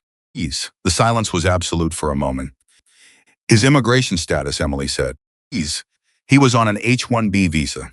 He had been in the country for 6 years, had a pending green card application. Ease. The threat was specific and it was credible, and he was alone and he had everything to lose. Hartley's voice was carefully level. Ease. He withdrew. He found another job. He has been working in a different industry for the past 18 months and has, according to Okafor, told almost no one what happened. Ease. Emily thought about Gregory Chen. Ease. She built him from the details. Hartley had given her 6 years in this country. 6 years of building something. The pending green card that represented the formalization of a life he had constructed carefully and at real cost. Ease. And someone had looked at all of that and decided it was a lever. Ease. Can he testify, she asked. Given his visa situation, given Ease. Okafor has already been in contact with an attorney who specializes in whistleblower protections for visa holders. Ease. There are federal protections that apply. They're complex and they're not absolute, but they exist. And Gregory Chen was entitled to them when this happened, and nobody told him so. Hartley paused. He's agreed to an initial conversation with Okafor. That's all. At this stage. But he agreed. Emily exhaled slowly. They went after his whole life, she said. Yes. Not just his case. His whole life. His ability to stay in the country, everything he'd built. Yes. And they did it because it was the most efficient lever, she said. Because they had built enough of a file on him to know exactly what would work. The surveillance always serves the leverage, Hartley said. That's the operational logic. Meridian doesn't just gather information to intimidate. They gather information to identify the most precise point of pressure. For Sarah, it was something personal they found. For Gregory, it was immigration. For you, he stopped. For me, Emily said evenly, they hadn't gotten there yet. No, they hadn't. His voice was quiet. Last Tuesday night stopped that process. She thought about the folder. The 23 days of photographs and schedules and contacts.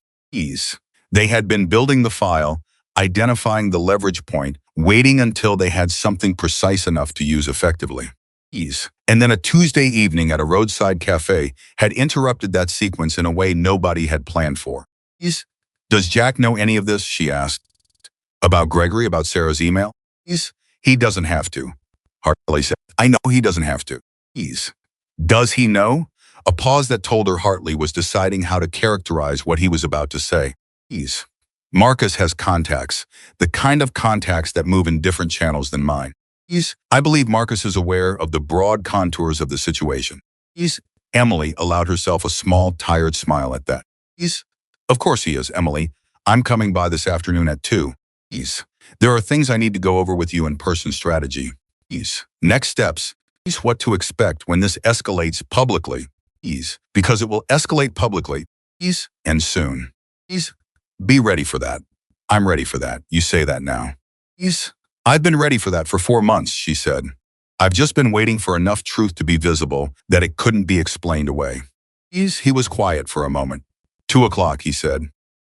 Don't answer any calls from numbers you don't recognize. If anyone contacts you about the case who isn't me or Okafor, you call me immediately. Understood. She put the phone down.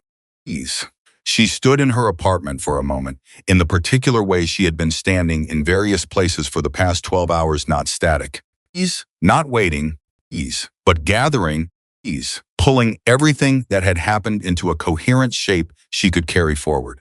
Ease. Then she picked up the phone again and called Jack. Ease. He answered on the second ring, which told her he had been awake for a while. Ease. How are you doing? He asked. His voice was the same as it had been in the parking lot, direct, unhurried, genuinely asking. Eased, she said. There are 3 of us. A beat. Ease. 3 people they did this to. Sarah Merritt, who withdrew 2 years ago. Gregory Chen, who didn't even get to file, and me. She paused. Ease. Gregory was on a work visa. They threatened his immigration status. Ease. The silence on the other end was brief but had a quality. Ease. That's a particular kind of cruelty, Jack said. Yes. Ease. And Sarah? She's driving up tonight. She has documentation. Ease. An email that connects the coercion to a specific person. She took a breath. Ease. Jack, this is bigger than one company. Okafor said at least 4 years. Ease. Possibly longer. The same network, the same playbook, the same firm doing the surveillance. Ease. He was quiet for a moment. Does Okafor know how high it goes? Ease. Not yet, but he's moving fast. And Sarah's email is going to pull on a thread that goes somewhere. Ease. Good. Something shifted in his voice, not harder exactly, but more deliberate. Ease. Marcus was going to reach out to you this morning. Ease. Did he? He texted to check in. I haven't called him back yet. Ease. Call him back. Jack paused. There's something he found last night after you went inside. Ease. He didn't want to say anything at the station because he wasn't sure of the context yet. Ease. But he's had time to verify it, and I think you and your lawyer need to know. Ease. Emily's grip on the phone tightened slightly. What is it? Ease. Call Marcus, Jack said. It should come from him. Ease. She called Marcus before she had fully processed the decision to do so. Ease. He picked up immediately. You talked to Jack, he said. Ease. What did you find? Marcus didn't preamble. The Meridian driver. Ease. After the officers photographed the folder contents, one of my guys got a look at the contact sheet on top. Ease. It was a client communication summary, basically a billing and tasking document. Ease. Standard format for that kind of firm. Emily, the tasking instructions weren't from Richard Voss. Ease. She went absolutely still. What? The authorization signature on the tasking document. Ease. It wasn't Voss's name. It was a woman named Patricia Holt. He paused. Ease. Patricia Holt is a senior partner at Graymark Capital Management. Ease. Graymark is the primary investment vehicle for a consortium of. Ease. I know who Graymark is, Emily said. Her voice had gone quiet, in the way voices go quiet when something large and cold settles into the room. Ease. They're the primary investor in 3 of the portfolios I flagged in my compliance complaint. Ease. Right, Marcus said. Voss wasn't acting for Hendricks and Lori. Emily said slowly, working it out as she spoke. Ease. He was acting for Graymark, for their investment in Hendricks and Lori. Ease. He was their man, positioned at the company level, but reporting to the investment level. Ease. That's how I read it. Which means the compliance issue, I found the discrepancy. They weren't just an internal problem. Ease. Graymark had exposure. If those accounts were flagged by a regulatory authority and investigated, Graymark's investment position could be catastrophic, Marcus said simply. We're not talking about one company protecting itself. We're talking about a capital management firm protecting hundreds of millions in invested assets from a regulatory investigation that would have been triggered by your complaint. Emily sat down. She sat on her kitchen floor, actually, not because she meant to, but because her legs made a unilateral decision, and the floor was right there. She sat on her kitchen floor with her back against the cabinet, and her phone pressed to her ear and thought about the shape of what she had walked into 18 months ago when she first noticed numbers that didn't add up. She had thought she was finding a compliance problem at a mid-sized financial services firm. She had found the edge of something enormous. Marcus, she said. How did you see the tasking document? You said the officers photographed the folder contents. One of my guys has good eyes, Marcus said, without further elaboration. She didn't push on it. Does Okafor know about Patricia Holt? I sent him what I have at 7 this morning. He called me back within 10 minutes, a pause. He sounded the way people sound when they've been working on something for a long time and a door they didn't expect suddenly opens. Emily pulled her knees up and leaned her head back against the cabinet. The kitchen ceiling was the same kitchen ceiling it had always been. Everything was the same and nothing was the same. Patricia Holt, she said. Ease. Does she know that Meridian's driver was caught? Ease. She knows, Marcus said. Okafor said there was activity on Greymark's legal team starting at 7 this morning. Ease. Multiple calls, a filing for a protective order, the kind of institutional response that only happens when someone has already activated their crisis protocol. Ease. She activated it the moment the driver called up the chain last night, Emily said. Ease. She's been preparing since 2 in the morning. Head start, Marcus acknowledged. Ease. But your lawyer has the evidence. Okafor has the evidence.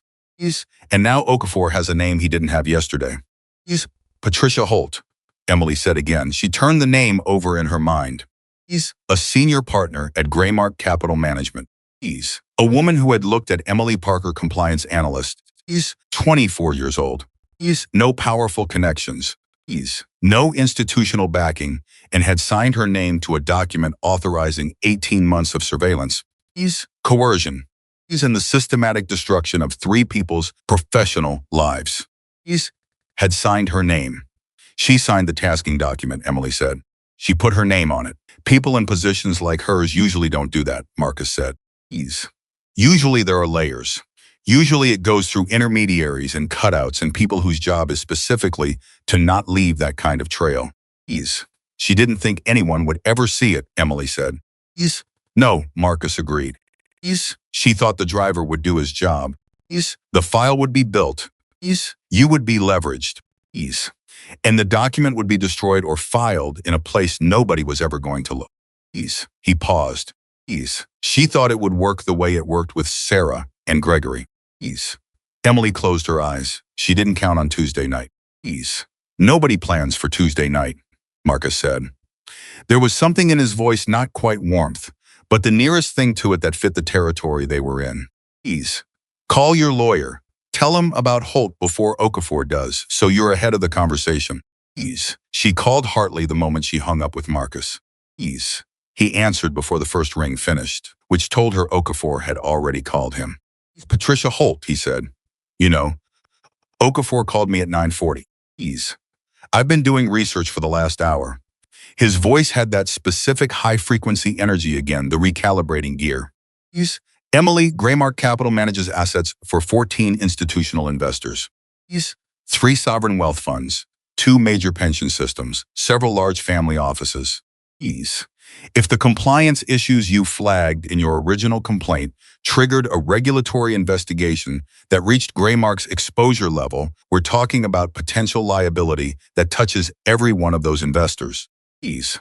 How much exposure? If the accounts you flagged represent what I think they represent, instruments that were misrepresented in terms of risk profile to the investing entities, we could be looking at a restatement requirement. Ease. And if the restatement triggers a margin situation for any of the sovereign wealth positions he stopped, we're potentially talking about 9 figures, possibly more.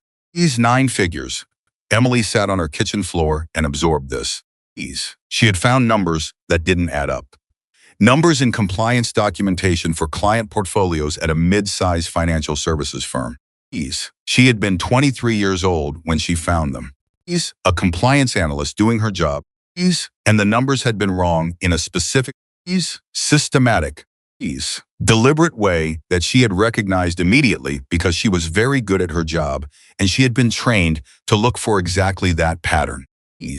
She had not known when she looked at those numbers that she was looking at the exposed corner of something that went this high. They were always going to come after me, she said quietly. Not because I was a threat to Hendricks and Laurie. Because I was a threat to Greymark, and Greymark had everything to lose, Hartley confirmed. Patricia Holt signed her name to that document, Emily said. She authorized it personally. Why would someone at her level do that? Hartley was quiet for a moment. Because she trusted the outcome, he said slowly. Because it had worked twice before. Because Meridian had a clean record, 2 successful neutralizations, no legal exposure, clean documentation. She wasn't taking a risk. She was following a process that had been reliable. He paused. And because people at her level sometimes make the mistake of believing that the processes that protect them are invisible. Until they're not, Emily said. Until a woman in a cafe on a Tuesday night decides to walk toward the problem instead of away from it, Hartley said. Ease. There was something in his voice that wasn't lawyer voice. That was something more human and more direct. Ease. Emily, I have to be honest with you. This case is about to leave the territory I normally operate in. Ease. We are looking at potential securities fraud, coordinated witness intimidation across multiple cases, coercion involving immigration status as a lever. This is going to draw federal attention. It may already be drawing it. Good, she said. It will also draw significant institutional resistance. Ease. Graymark has resources that are, I know what Graymark has, she said. Ease. I've been looking at their portfolio documentation for 4 months. Ease. He absorbed this. You're not afraid of that. I was afraid of a car parked outside my building because I couldn't prove it was there, she said. Ease. I'm not afraid of things I can see. A silence. Then 2 o'clock, he said. Ease. I'm bringing a colleague. He handles federal cases. Ease. She got up from the kitchen floor. She made more coffee. Ease. She sat at the table and opened her phone and went through her notes, not the surveillance notes. Ease. But the original compliance notes. Ease, the ones she had made when she first found the discrepancies. Ease, the ones she had carried in an encrypted folder on her laptop for 4 months, careful and methodical and complete. Ease. She had been right about those numbers too. Ease. She had been right about everything. Ease. From the beginning. Ease. And the machinery arrayed against her had understood that and had moved accordingly. Ease. And she had moved accordingly in return without fully knowing the shape of what she was responding to. Ease. At 11:15 her phone rang. An unknown number. Ease. She remembered Hartley's instruction. Ease. But something made her look at the number before declining. It was local. Ease. A 617 area code. Ease. And something about the prefix was familiar in the specific way that things are familiar when you've spent months studying the financial architecture of a particular institution. Ease. She answered. Miss Parker. A woman's voice.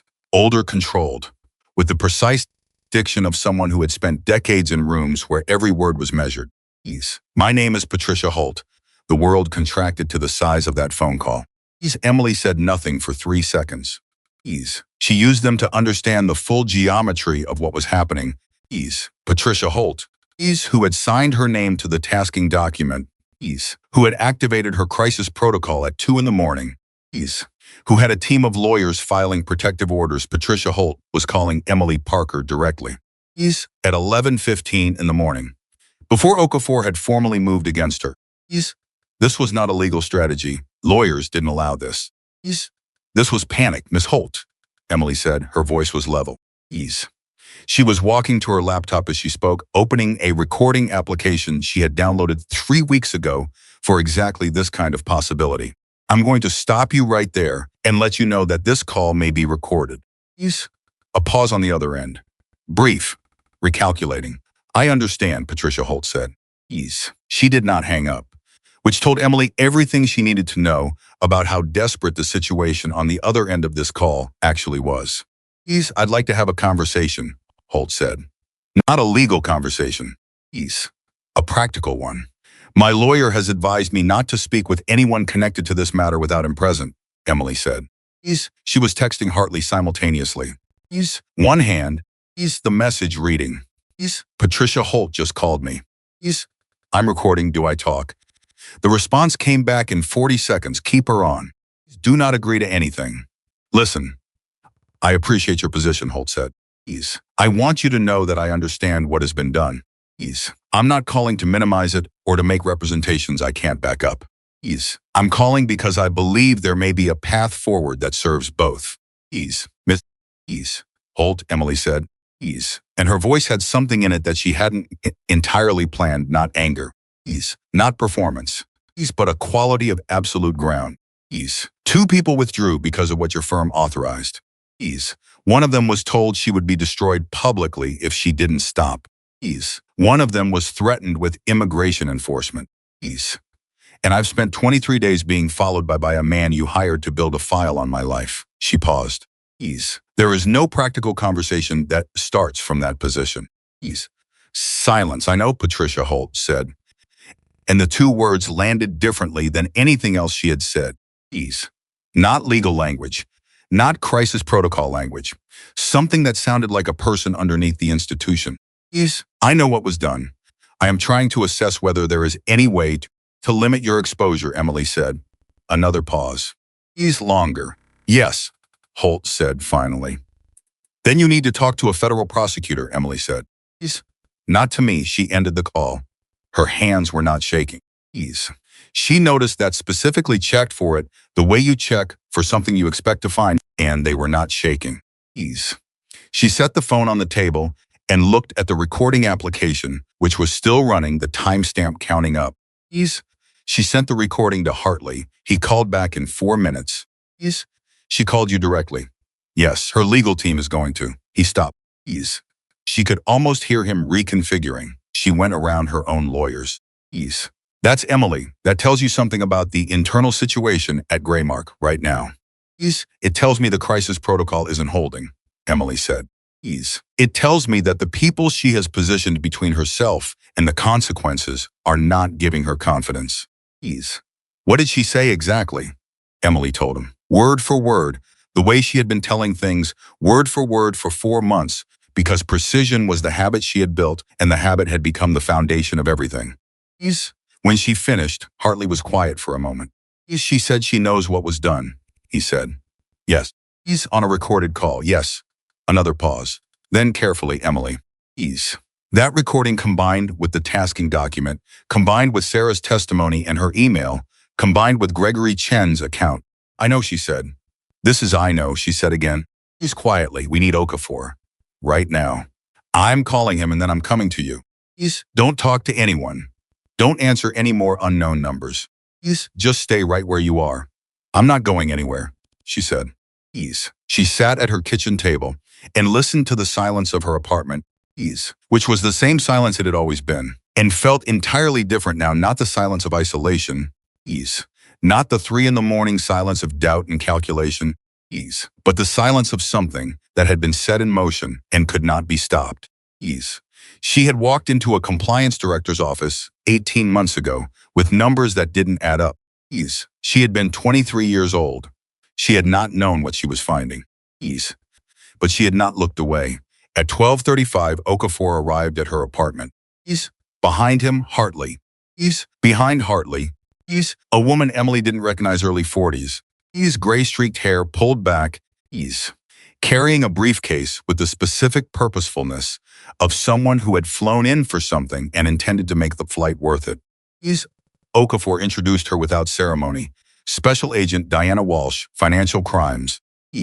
Emily looked at the federal agent standing in her kitchen doorway and thought about Patricia Holt calling at 11:15 that morning and saying, I know what was done. Come in, Emily said. I have notes. Agent Walsh looked at her with the expression of someone who had been told about the notes and had formed an expectation, and whose expectation was being confirmed. Miss Parker, she said. My office has been aware of Graymark Capital for 14 months. We have been looking for a way in. Emily nodded slowly. I think, she said, I may have found you one. She sat down at her kitchen table. She opened her laptop. She pulled up 4 months of compliance documentation, 23 days of surveillance note, and a recording of Patricia Holt saying, I know what was done, on a phone call she had made outside the knowledge of her own legal team. And she began. Agent Diana Walsh spent 4 hours at Emily's kitchen table. She did not rush. She did not perform urgency, did not make promises, did not speak in the compressed shorthand of someone trying to close a deal quickly. What she did instead was listen, the same complete, unhurried quality of listening that Emily had encountered in Okafor the night before, the same absence of the expression people make when they're deciding whether to believe you. Walsh listened, and asked questions, and listened to the answers to those questions, and occasionally wrote something in a notebook she kept at a precise angle on the table that Emily noticed but didn't comment on. Hartley sat to Emily's left. Okafor sat across, not leading the conversation but present in it, interjecting occasionally when Walsh's question touched on something from the previous night that required context. They worked through the compliance documentation first, the original flagged accounts, Emily's internal reporting sequence, the specific language she had used in her regulatory complaint, and why she had chosen it. Ease. Walsh had read documents before coming. She had done enough preparation that her questions didn't start from zero. Ease. Which told Emily that the 14 months Walsh's office had been watching, Graymark had produced a body of knowledge that was waiting for exactly the kind of entry point Emily was providing. Ease. The 3 accounts you flagged, Walsh said. Portfolio designation G7, G11, and G19 in Hendricks and Laurie's client documentation. Ease. You characterized the risk misrepresentation as systematic rather than incidental. Ease. Yes, Emily said. The error pattern was too consistent to be accidental. Ease. The same methodology applied across 3 separate instruments, the same rounding behavior in the disclosure documentation. Ease. The same classification choice at each decision point where the correct classification would have triggered a higher disclosure threshold. She stopped. Ease. Someone made those choices deliberately. The same someone across all 3 accounts over a period of at least 2 years before I found it. Ease. And the someone, Walsh said, in your professional assessment was operating at what level within Hendricks and Laurie? Senior compliance or above, Emily said, without hesitating. Ease. Possibly with direct instruction from the investment principal level. Ease. The accounts themselves were flagged in our internal system as strategic priority relationships. Ease. That designation limits who can access the full documentation and who can modify it. Ease. Walsh wrote something, and Richard Voss, in his capacity as general counsel, would have had access to that designation level. Ease. Unrestricted access, Emily confirmed. He could have read, modified, or authorized changes to any account documentation in the system. Okafor leaned forward. That aligns with what we found in Voss's system access logs. We got those this morning from the regulatory authority's existing file. Emily looked at him. You had logs. We had logs, Okafor confirmed. We lack the documentation that contextualizes what the logs show. Your compliance notes provide that context. He met her eyes. Miss Parker, for the past 14 months, my department and Agent Walsh's office have been building the same structure from different directions. We needed the inside documentation to make sense of the external pattern. You had the inside documentation. She absorbed this. You didn't know about me. No, Walsh said.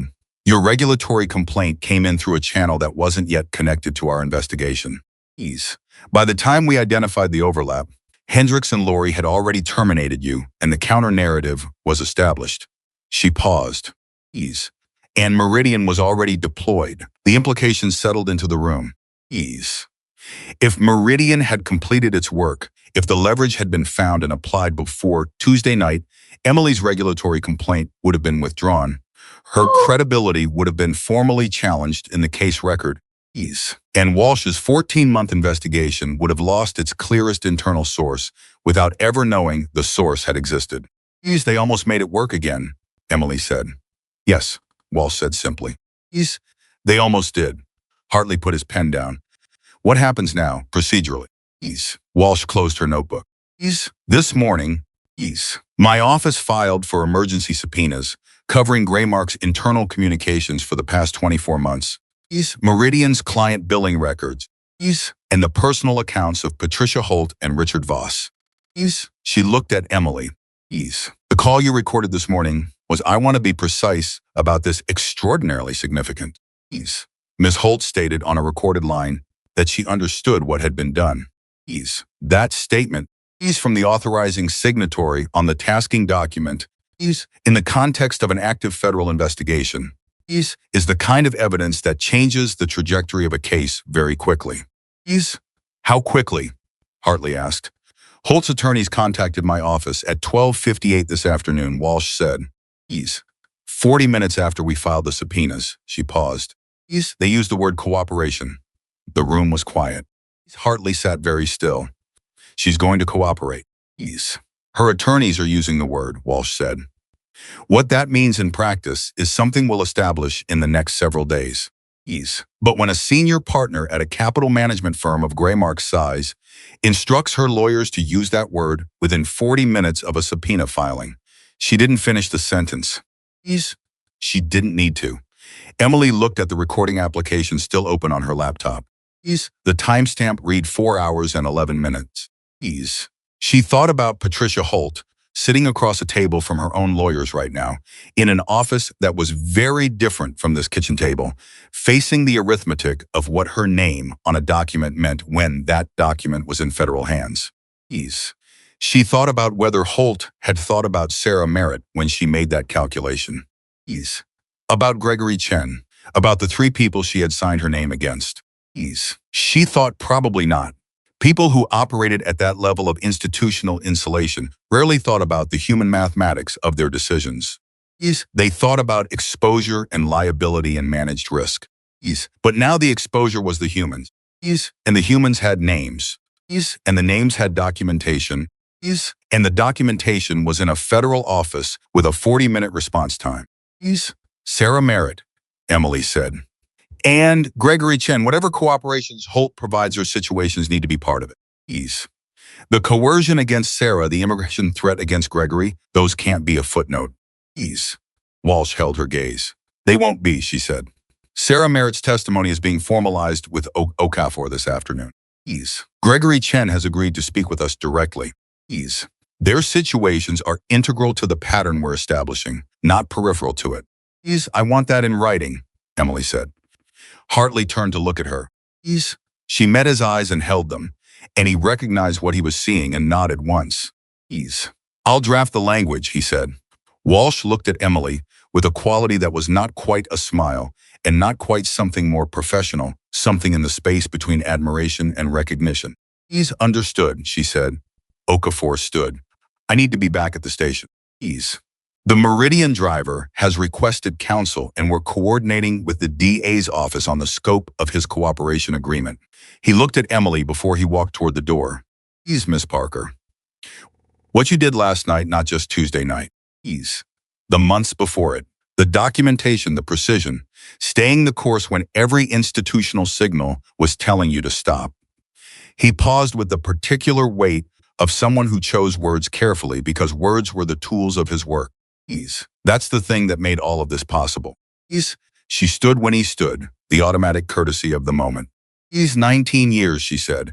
You've seen a lot of people in situations like mine. I have. Most of them don't have their notes. Something crossed his face, not quite a smile, but the nearest available thing. Most of them don't have their notes, he confirmed. He walked out. Walsh left 20 minutes later. With Emily's documentation uploaded. Her laptop backed up to a secure federal server that Walsh had established in the methodical way of someone who had done this procedure many times. And a business card that had a direct number handwritten on the back in ink that suggested it was added specifically for this situation. Hartley stayed. He sat at the table after the others had left and didn't say anything for a moment, which was unusual enough that Emily noticed it as an event in itself. Say whatever you're not saying, she told him. He looked at her. I've been a lawyer for 21 years, he said. I've had clients who were right. I've had clients who had strong cases. I've had clients who were both. He paused. I haven't had many clients who were this right about something this large and held on this long without anyone helping them hold on. He stopped again. I'm sorry I didn't push harder in the beginning. When you told me about the car, I said I was sorry last night, and I mean it more now than I did then. You're helping now, she said. I'm helping now because you made it impossible not to, he said. That's a different thing, and you deserve to know the difference. Emily looked at the kitchen table between them, the same table she had sat at that morning, alone. 4 months of notes organized in front of her. Preparing for a fight she hadn't yet understood the full dimensions of. The table was the same table. The notes were still on her laptop. Everything was the same. Go home, she told him. We have a lot of work tomorrow. He packed his satchel. At the door he turned. Emily. Whatever comes next, and things are going to move very fast now, and there will be moments where it feels like too much, remember that you built this case before anyone was standing with you. Everything that's happening now is built on that. He held her gaze. You did that. She nodded. She closed the door behind him. She stood in her apartment in the silence, and felt for the first time in longer than she could accurately account for the specific sensation of weight that had been distributed. Ease. Not removed, distributed. Shared across enough people now that her individual portion of it was something she could feel without being compressed by. Ease. Her phone buzzed. The text read, "Jack wants to know if you're okay." Ease. She smiled at that. At the indirection of it, the very Jackness of sending the message through Marcus rather than calling directly. She typed back, "Tell him yes, and tell him thank you." Ease again. Marcus's response was immediate. He says, "Stop thanking him and eat something." Ease, "You probably haven't eaten." She looked at the time. Ease, 4:47 in the afternoon. She had not eaten since the 3 bites of pie at Carver's Cafe the night before. Ease, she ate something. She stood at her kitchen counter and ate toast and drank the 3rd or 4th cup of coffee of the day and looked at nothing in particular while her body did the maintenance work that it had been deferring for 24 hours. Ease, her mind was quieter than it had been in 23 days. Ease. Not empty, there was too much moving for empty, but quiet in the way that things are quiet when the noise has shifted from formless anxiety to structured problem, and structured problems have edges you can find with your hands. Ease. Her phone rang at 7:15 that evening. Sarah Merritt. Ease. "I finished with Okafor," Sarah said. Her voice had a different quality than it had the night before in the text messages, less careful, more present. Ease. Like someone who had been inside for a long time and had stepped outside and was remembering what outside felt like. Ease. "I told him everything. All of it, the email, the conversation, what they said, and exactly how they said it." A pause. Ease. "I've never said it all out loud before. I've thought it." Ease. "I've written parts of it down, but I've never said it to someone who wrote it down with me." Ease. "How do you feel?" Emily asked. "Like something got lighter," Sarah said. Ease. "Which sounds ridiculous, given that nothing has actually gotten better yet." Ease. "The case is still, everything is still." "It doesn't sound ridiculous," Emily said. Ease. "I know exactly what you mean." A pause. "Your lawyer sent me language." Ease. "About my situation being integral rather than peripheral." Ease. "I've read it 3 times. Her voice was careful. "Did you ask for that specifically?" Ease. "Yes." Silence for a moment. "Why?" Emily thought about how to answer that. Ease. She thought about the specific understanding that had come to her in the kitchen that morning after Hartley told her about Gregory Chen, the recognition that she had been thinking about this as her situation, her fight, Ease, and the moment that had shifted, the moment she had understood it was also theirs. Ease. "Because you were in the same place I was in," she said. Ease. "And nobody made sure your situation was protected." Ease. "So I wanted to make sure." She paused. "And because when this is over, I don't want there be any version of it where you did everything right, kept the email, gave the testimony, and it still somehow ended up not counting." Ease. Sarah was quiet for a long moment. When she spoke, her voice had a different quality again, something that was working very hard to stay composed and was mostly managing it. Ease. "I withdrew because I was alone," she said. "I want you to know that." Ease. "Not because I was weak. I was alone," Emily said. Ease. "I know that. If someone had been standing there." "I know," Emily said again gently. "Okay," Sarah said. Ease. She exhaled. "Okay. Your lawyer said we should expect things to move fast." "Very fast," Emily confirmed. "Is that good or bad?" "Both, probably. Mostly good." "Gregory called me," Sarah said. "He's this afternoon. He found my number through Okafor.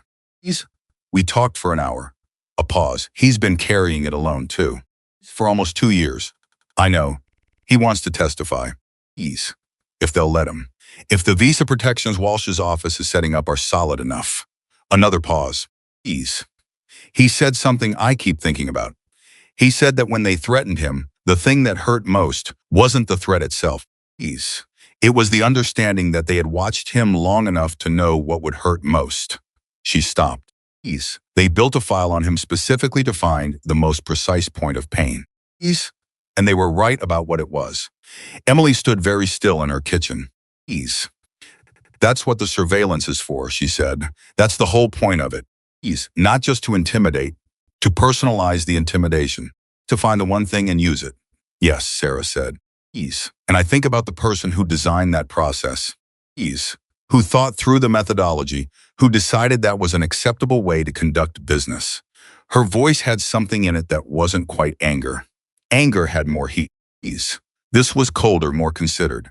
I want that person to have to account for it. Specifically, not just the company, not just the firm. The person who thought that was something a person could do. Patricia Holt, Emily said. A pause. Walsh told you about the cooperation conversation? Hartley told me. What do you know? Okafor told me after my testimony. He said, her attorneys are moving toward a cooperation agreement that would involve testimony against the board-level decision-makers at Graymark. Sarah's voice was careful, parsing as she spoke. Which means Holt is willing to give up people above her to reduce her own exposure. Which means there are people above her, Emily said. Apparently, this landed in a way that was heavy and not entirely surprising. Graymark had 14 institutional investors, Walsh had said. 3 sovereign wealth funds.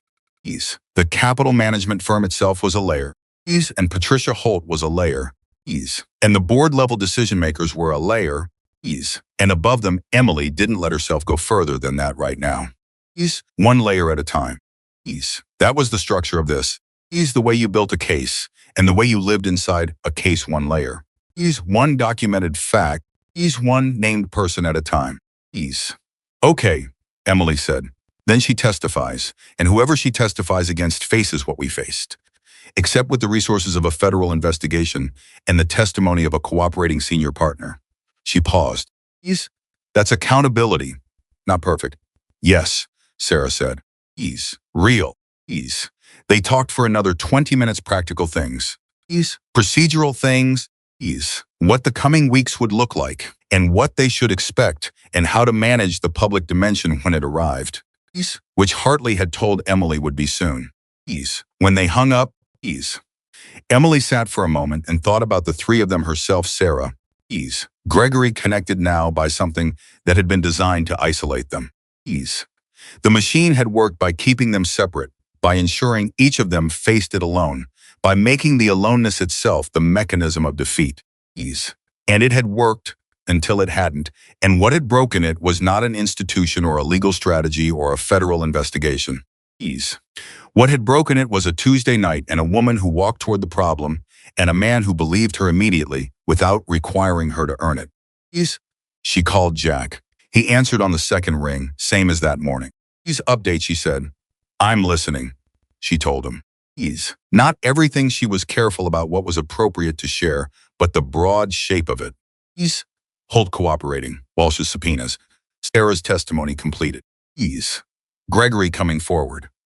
The speed at which everything was moving now, the compressed acceleration of a case that had been static for 14 months and had suddenly found its entrance point. Jack listened through all of it without interrupting. When she finished, he said, "How are you holding up?" "You keep asking me that," she said. "You keep deserving to be asked." She looked at her kitchen, at the table, at the window where she'd stood that morning and looked at the ordinary street. "I'm okay," she said. "I'm tired in a way that's going to take a while to resolve." "But I'm okay. The case is going to get complicated," he said. "Before it gets cleaner. That's how these things go." "It's going to be in the news, and people are going to have opinions, and some of those opinions are going to be unpleasant." "I know. You've been through the harder part already," he said. "The part nobody sees. The 23 days of notes when nobody believed you." That was the harder part. She considered this. Some people would say the hard part is ahead. Some people haven't spent 23 days alone with a feeling they couldn't prove, and a world telling them they were imagining it, he said simply.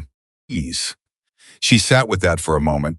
It was true in a way she hadn't articulated even to herself, that the hardest part of what she had experienced was not the legal battle, not the intimidation, not even the surveillance.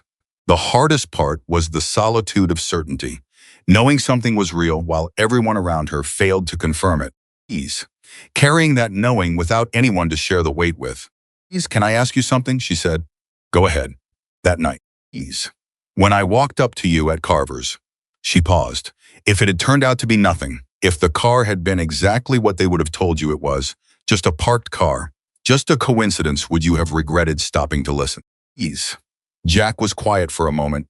"No," he said, Because the listening wasn't conditional on the outcome being what you said it was. Ease. The listening was just what you do when someone comes to you and tells you something is wrong. He paused. Ease. My daughter taught me that years ago when I learned it in the hardest possible way. Ease. You listen first. You figure out what's true second. Ease. And you never make someone earn the listening. Emily nodded slowly, though he couldn't see it. Ease. She sounds like someone worth knowing. She is, he said. Formidable. You said that last night. Still true tonight. She smiled. It was small and tired, and completely genuine. Please, I'm going to sleep, she said. Tomorrow is going to be a lot. Sleep, he agreed. You've earned it, Jack. She stopped. Ease. Started again. What you did, what you and Marcus and the others did on Tuesday night, I know it probably looks small from the outside. Ease. Someone called the police. Someone stayed until the lawyers arrived. Ease. But from where I was standing, she stopped again, because the thing she was trying to say was larger than any single sentence she could find for it. It was the thing, she said. Finally, it was the whole thing. Jack was quiet for a moment. You walked toward it, he said. When you could have walked away. That's yours, Emily. Whatever comes next, that's yours. She put the phone down. She sat in her apartment in the quiet. Outside, the city continued its evening, people coming home. Lights coming on in windows. The ordinary accumulation of ordinary lives being lived without awareness that anything significant was happening in the apartment above them. The investigation took 7 months from that Tuesday night to reach its conclusion. In that time, Patricia Holt's cooperation agreement was formalized. She testified before a federal grand jury for 2 full days, providing the names of the board-level figures at Graymark who had directed the campaign against the 3 whistleblowers, who had authorized the use of Meridian across multiple cases, and who had treated the systematic destruction of individual lives as an acceptable cost of protecting a 9-figure investment position. Richard Voss was extradited from Scottsdale. The Meridian driver pled to a reduced charge in exchange for his own cooperation. The intermediary who had approached Sarah Merritt, the one who had made the mistake of using his personal email, was indicted on 3 counts of witness tampering. Gregory Chen received his permanent residency 6 months before the case concluded. The visa protection documentation Walsh's office had built for him held completely, as Walsh had indicated it would. He testified in person, and his testimony, the specific documented account of a man who had been threatened with the destruction of his entire American life for the act of reporting something true, was described by the federal prosecutor as among the most powerful testimony received in the case. Sarah Merritt filed her case again. A different case now, rebuilt on the evidentiary foundation that the investigation had established, with the cooperation of federal prosecutors and the full weight of documentation that her 2-year-old safety deposit box had helped build. Her case settled 11 weeks after she refiled. The terms were sealed, but she called Emily from the parking lot outside her lawyer's office and said 2 words, "It's done."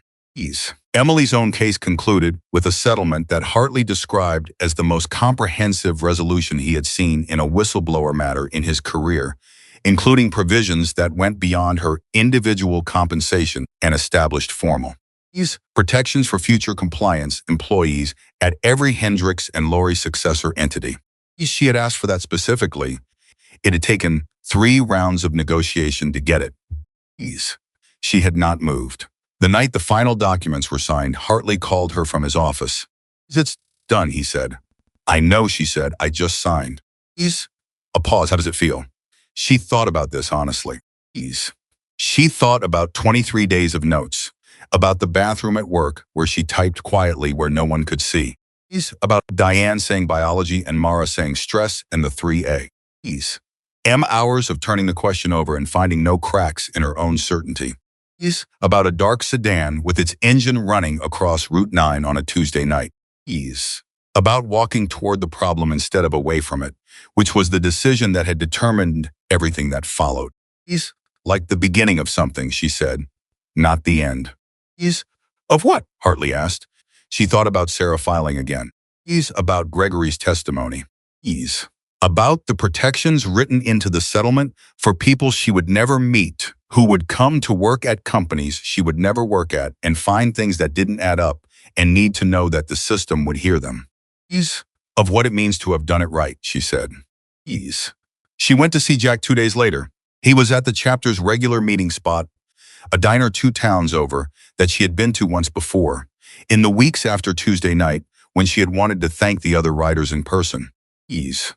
They were the same men, loud, in the way people are loud when they're comfortable, easy in the way people are easy when they trust each other. Ease. Occupying their space with the particular confidence of people who have no interest in being anything other than exactly what they are. Ease. Jack was at the same spot he had been that night outside Carver's. Ease, the gravitational center of the group. Unhurried, present. Ease. She sat across from him and told him it was over. He listened to the summary the way he had listened to everything completely, without performing the listening. Ease. When she finished, he said, 3 cases. 3, she confirmed. Ease. And protections for future ones, written into the settlement. Ease. Yes, he nodded slowly. Then it was worth it, she said. Ease. He picked up his coffee. She picked up hers. Ease. Around them. Ease. The diner was loud with ordinary life, someone's kid dropping a fork. Ease. A booth full of women laughing at something on a phone. Ease. The counter guy calling out an order number. Ease. The unremarkable, magnificent noise of people existing without crisis. Ease. Your instincts were right, Jack said, from the first day. Ease. Yes, she said. And you trusted them. I tried to. Ease.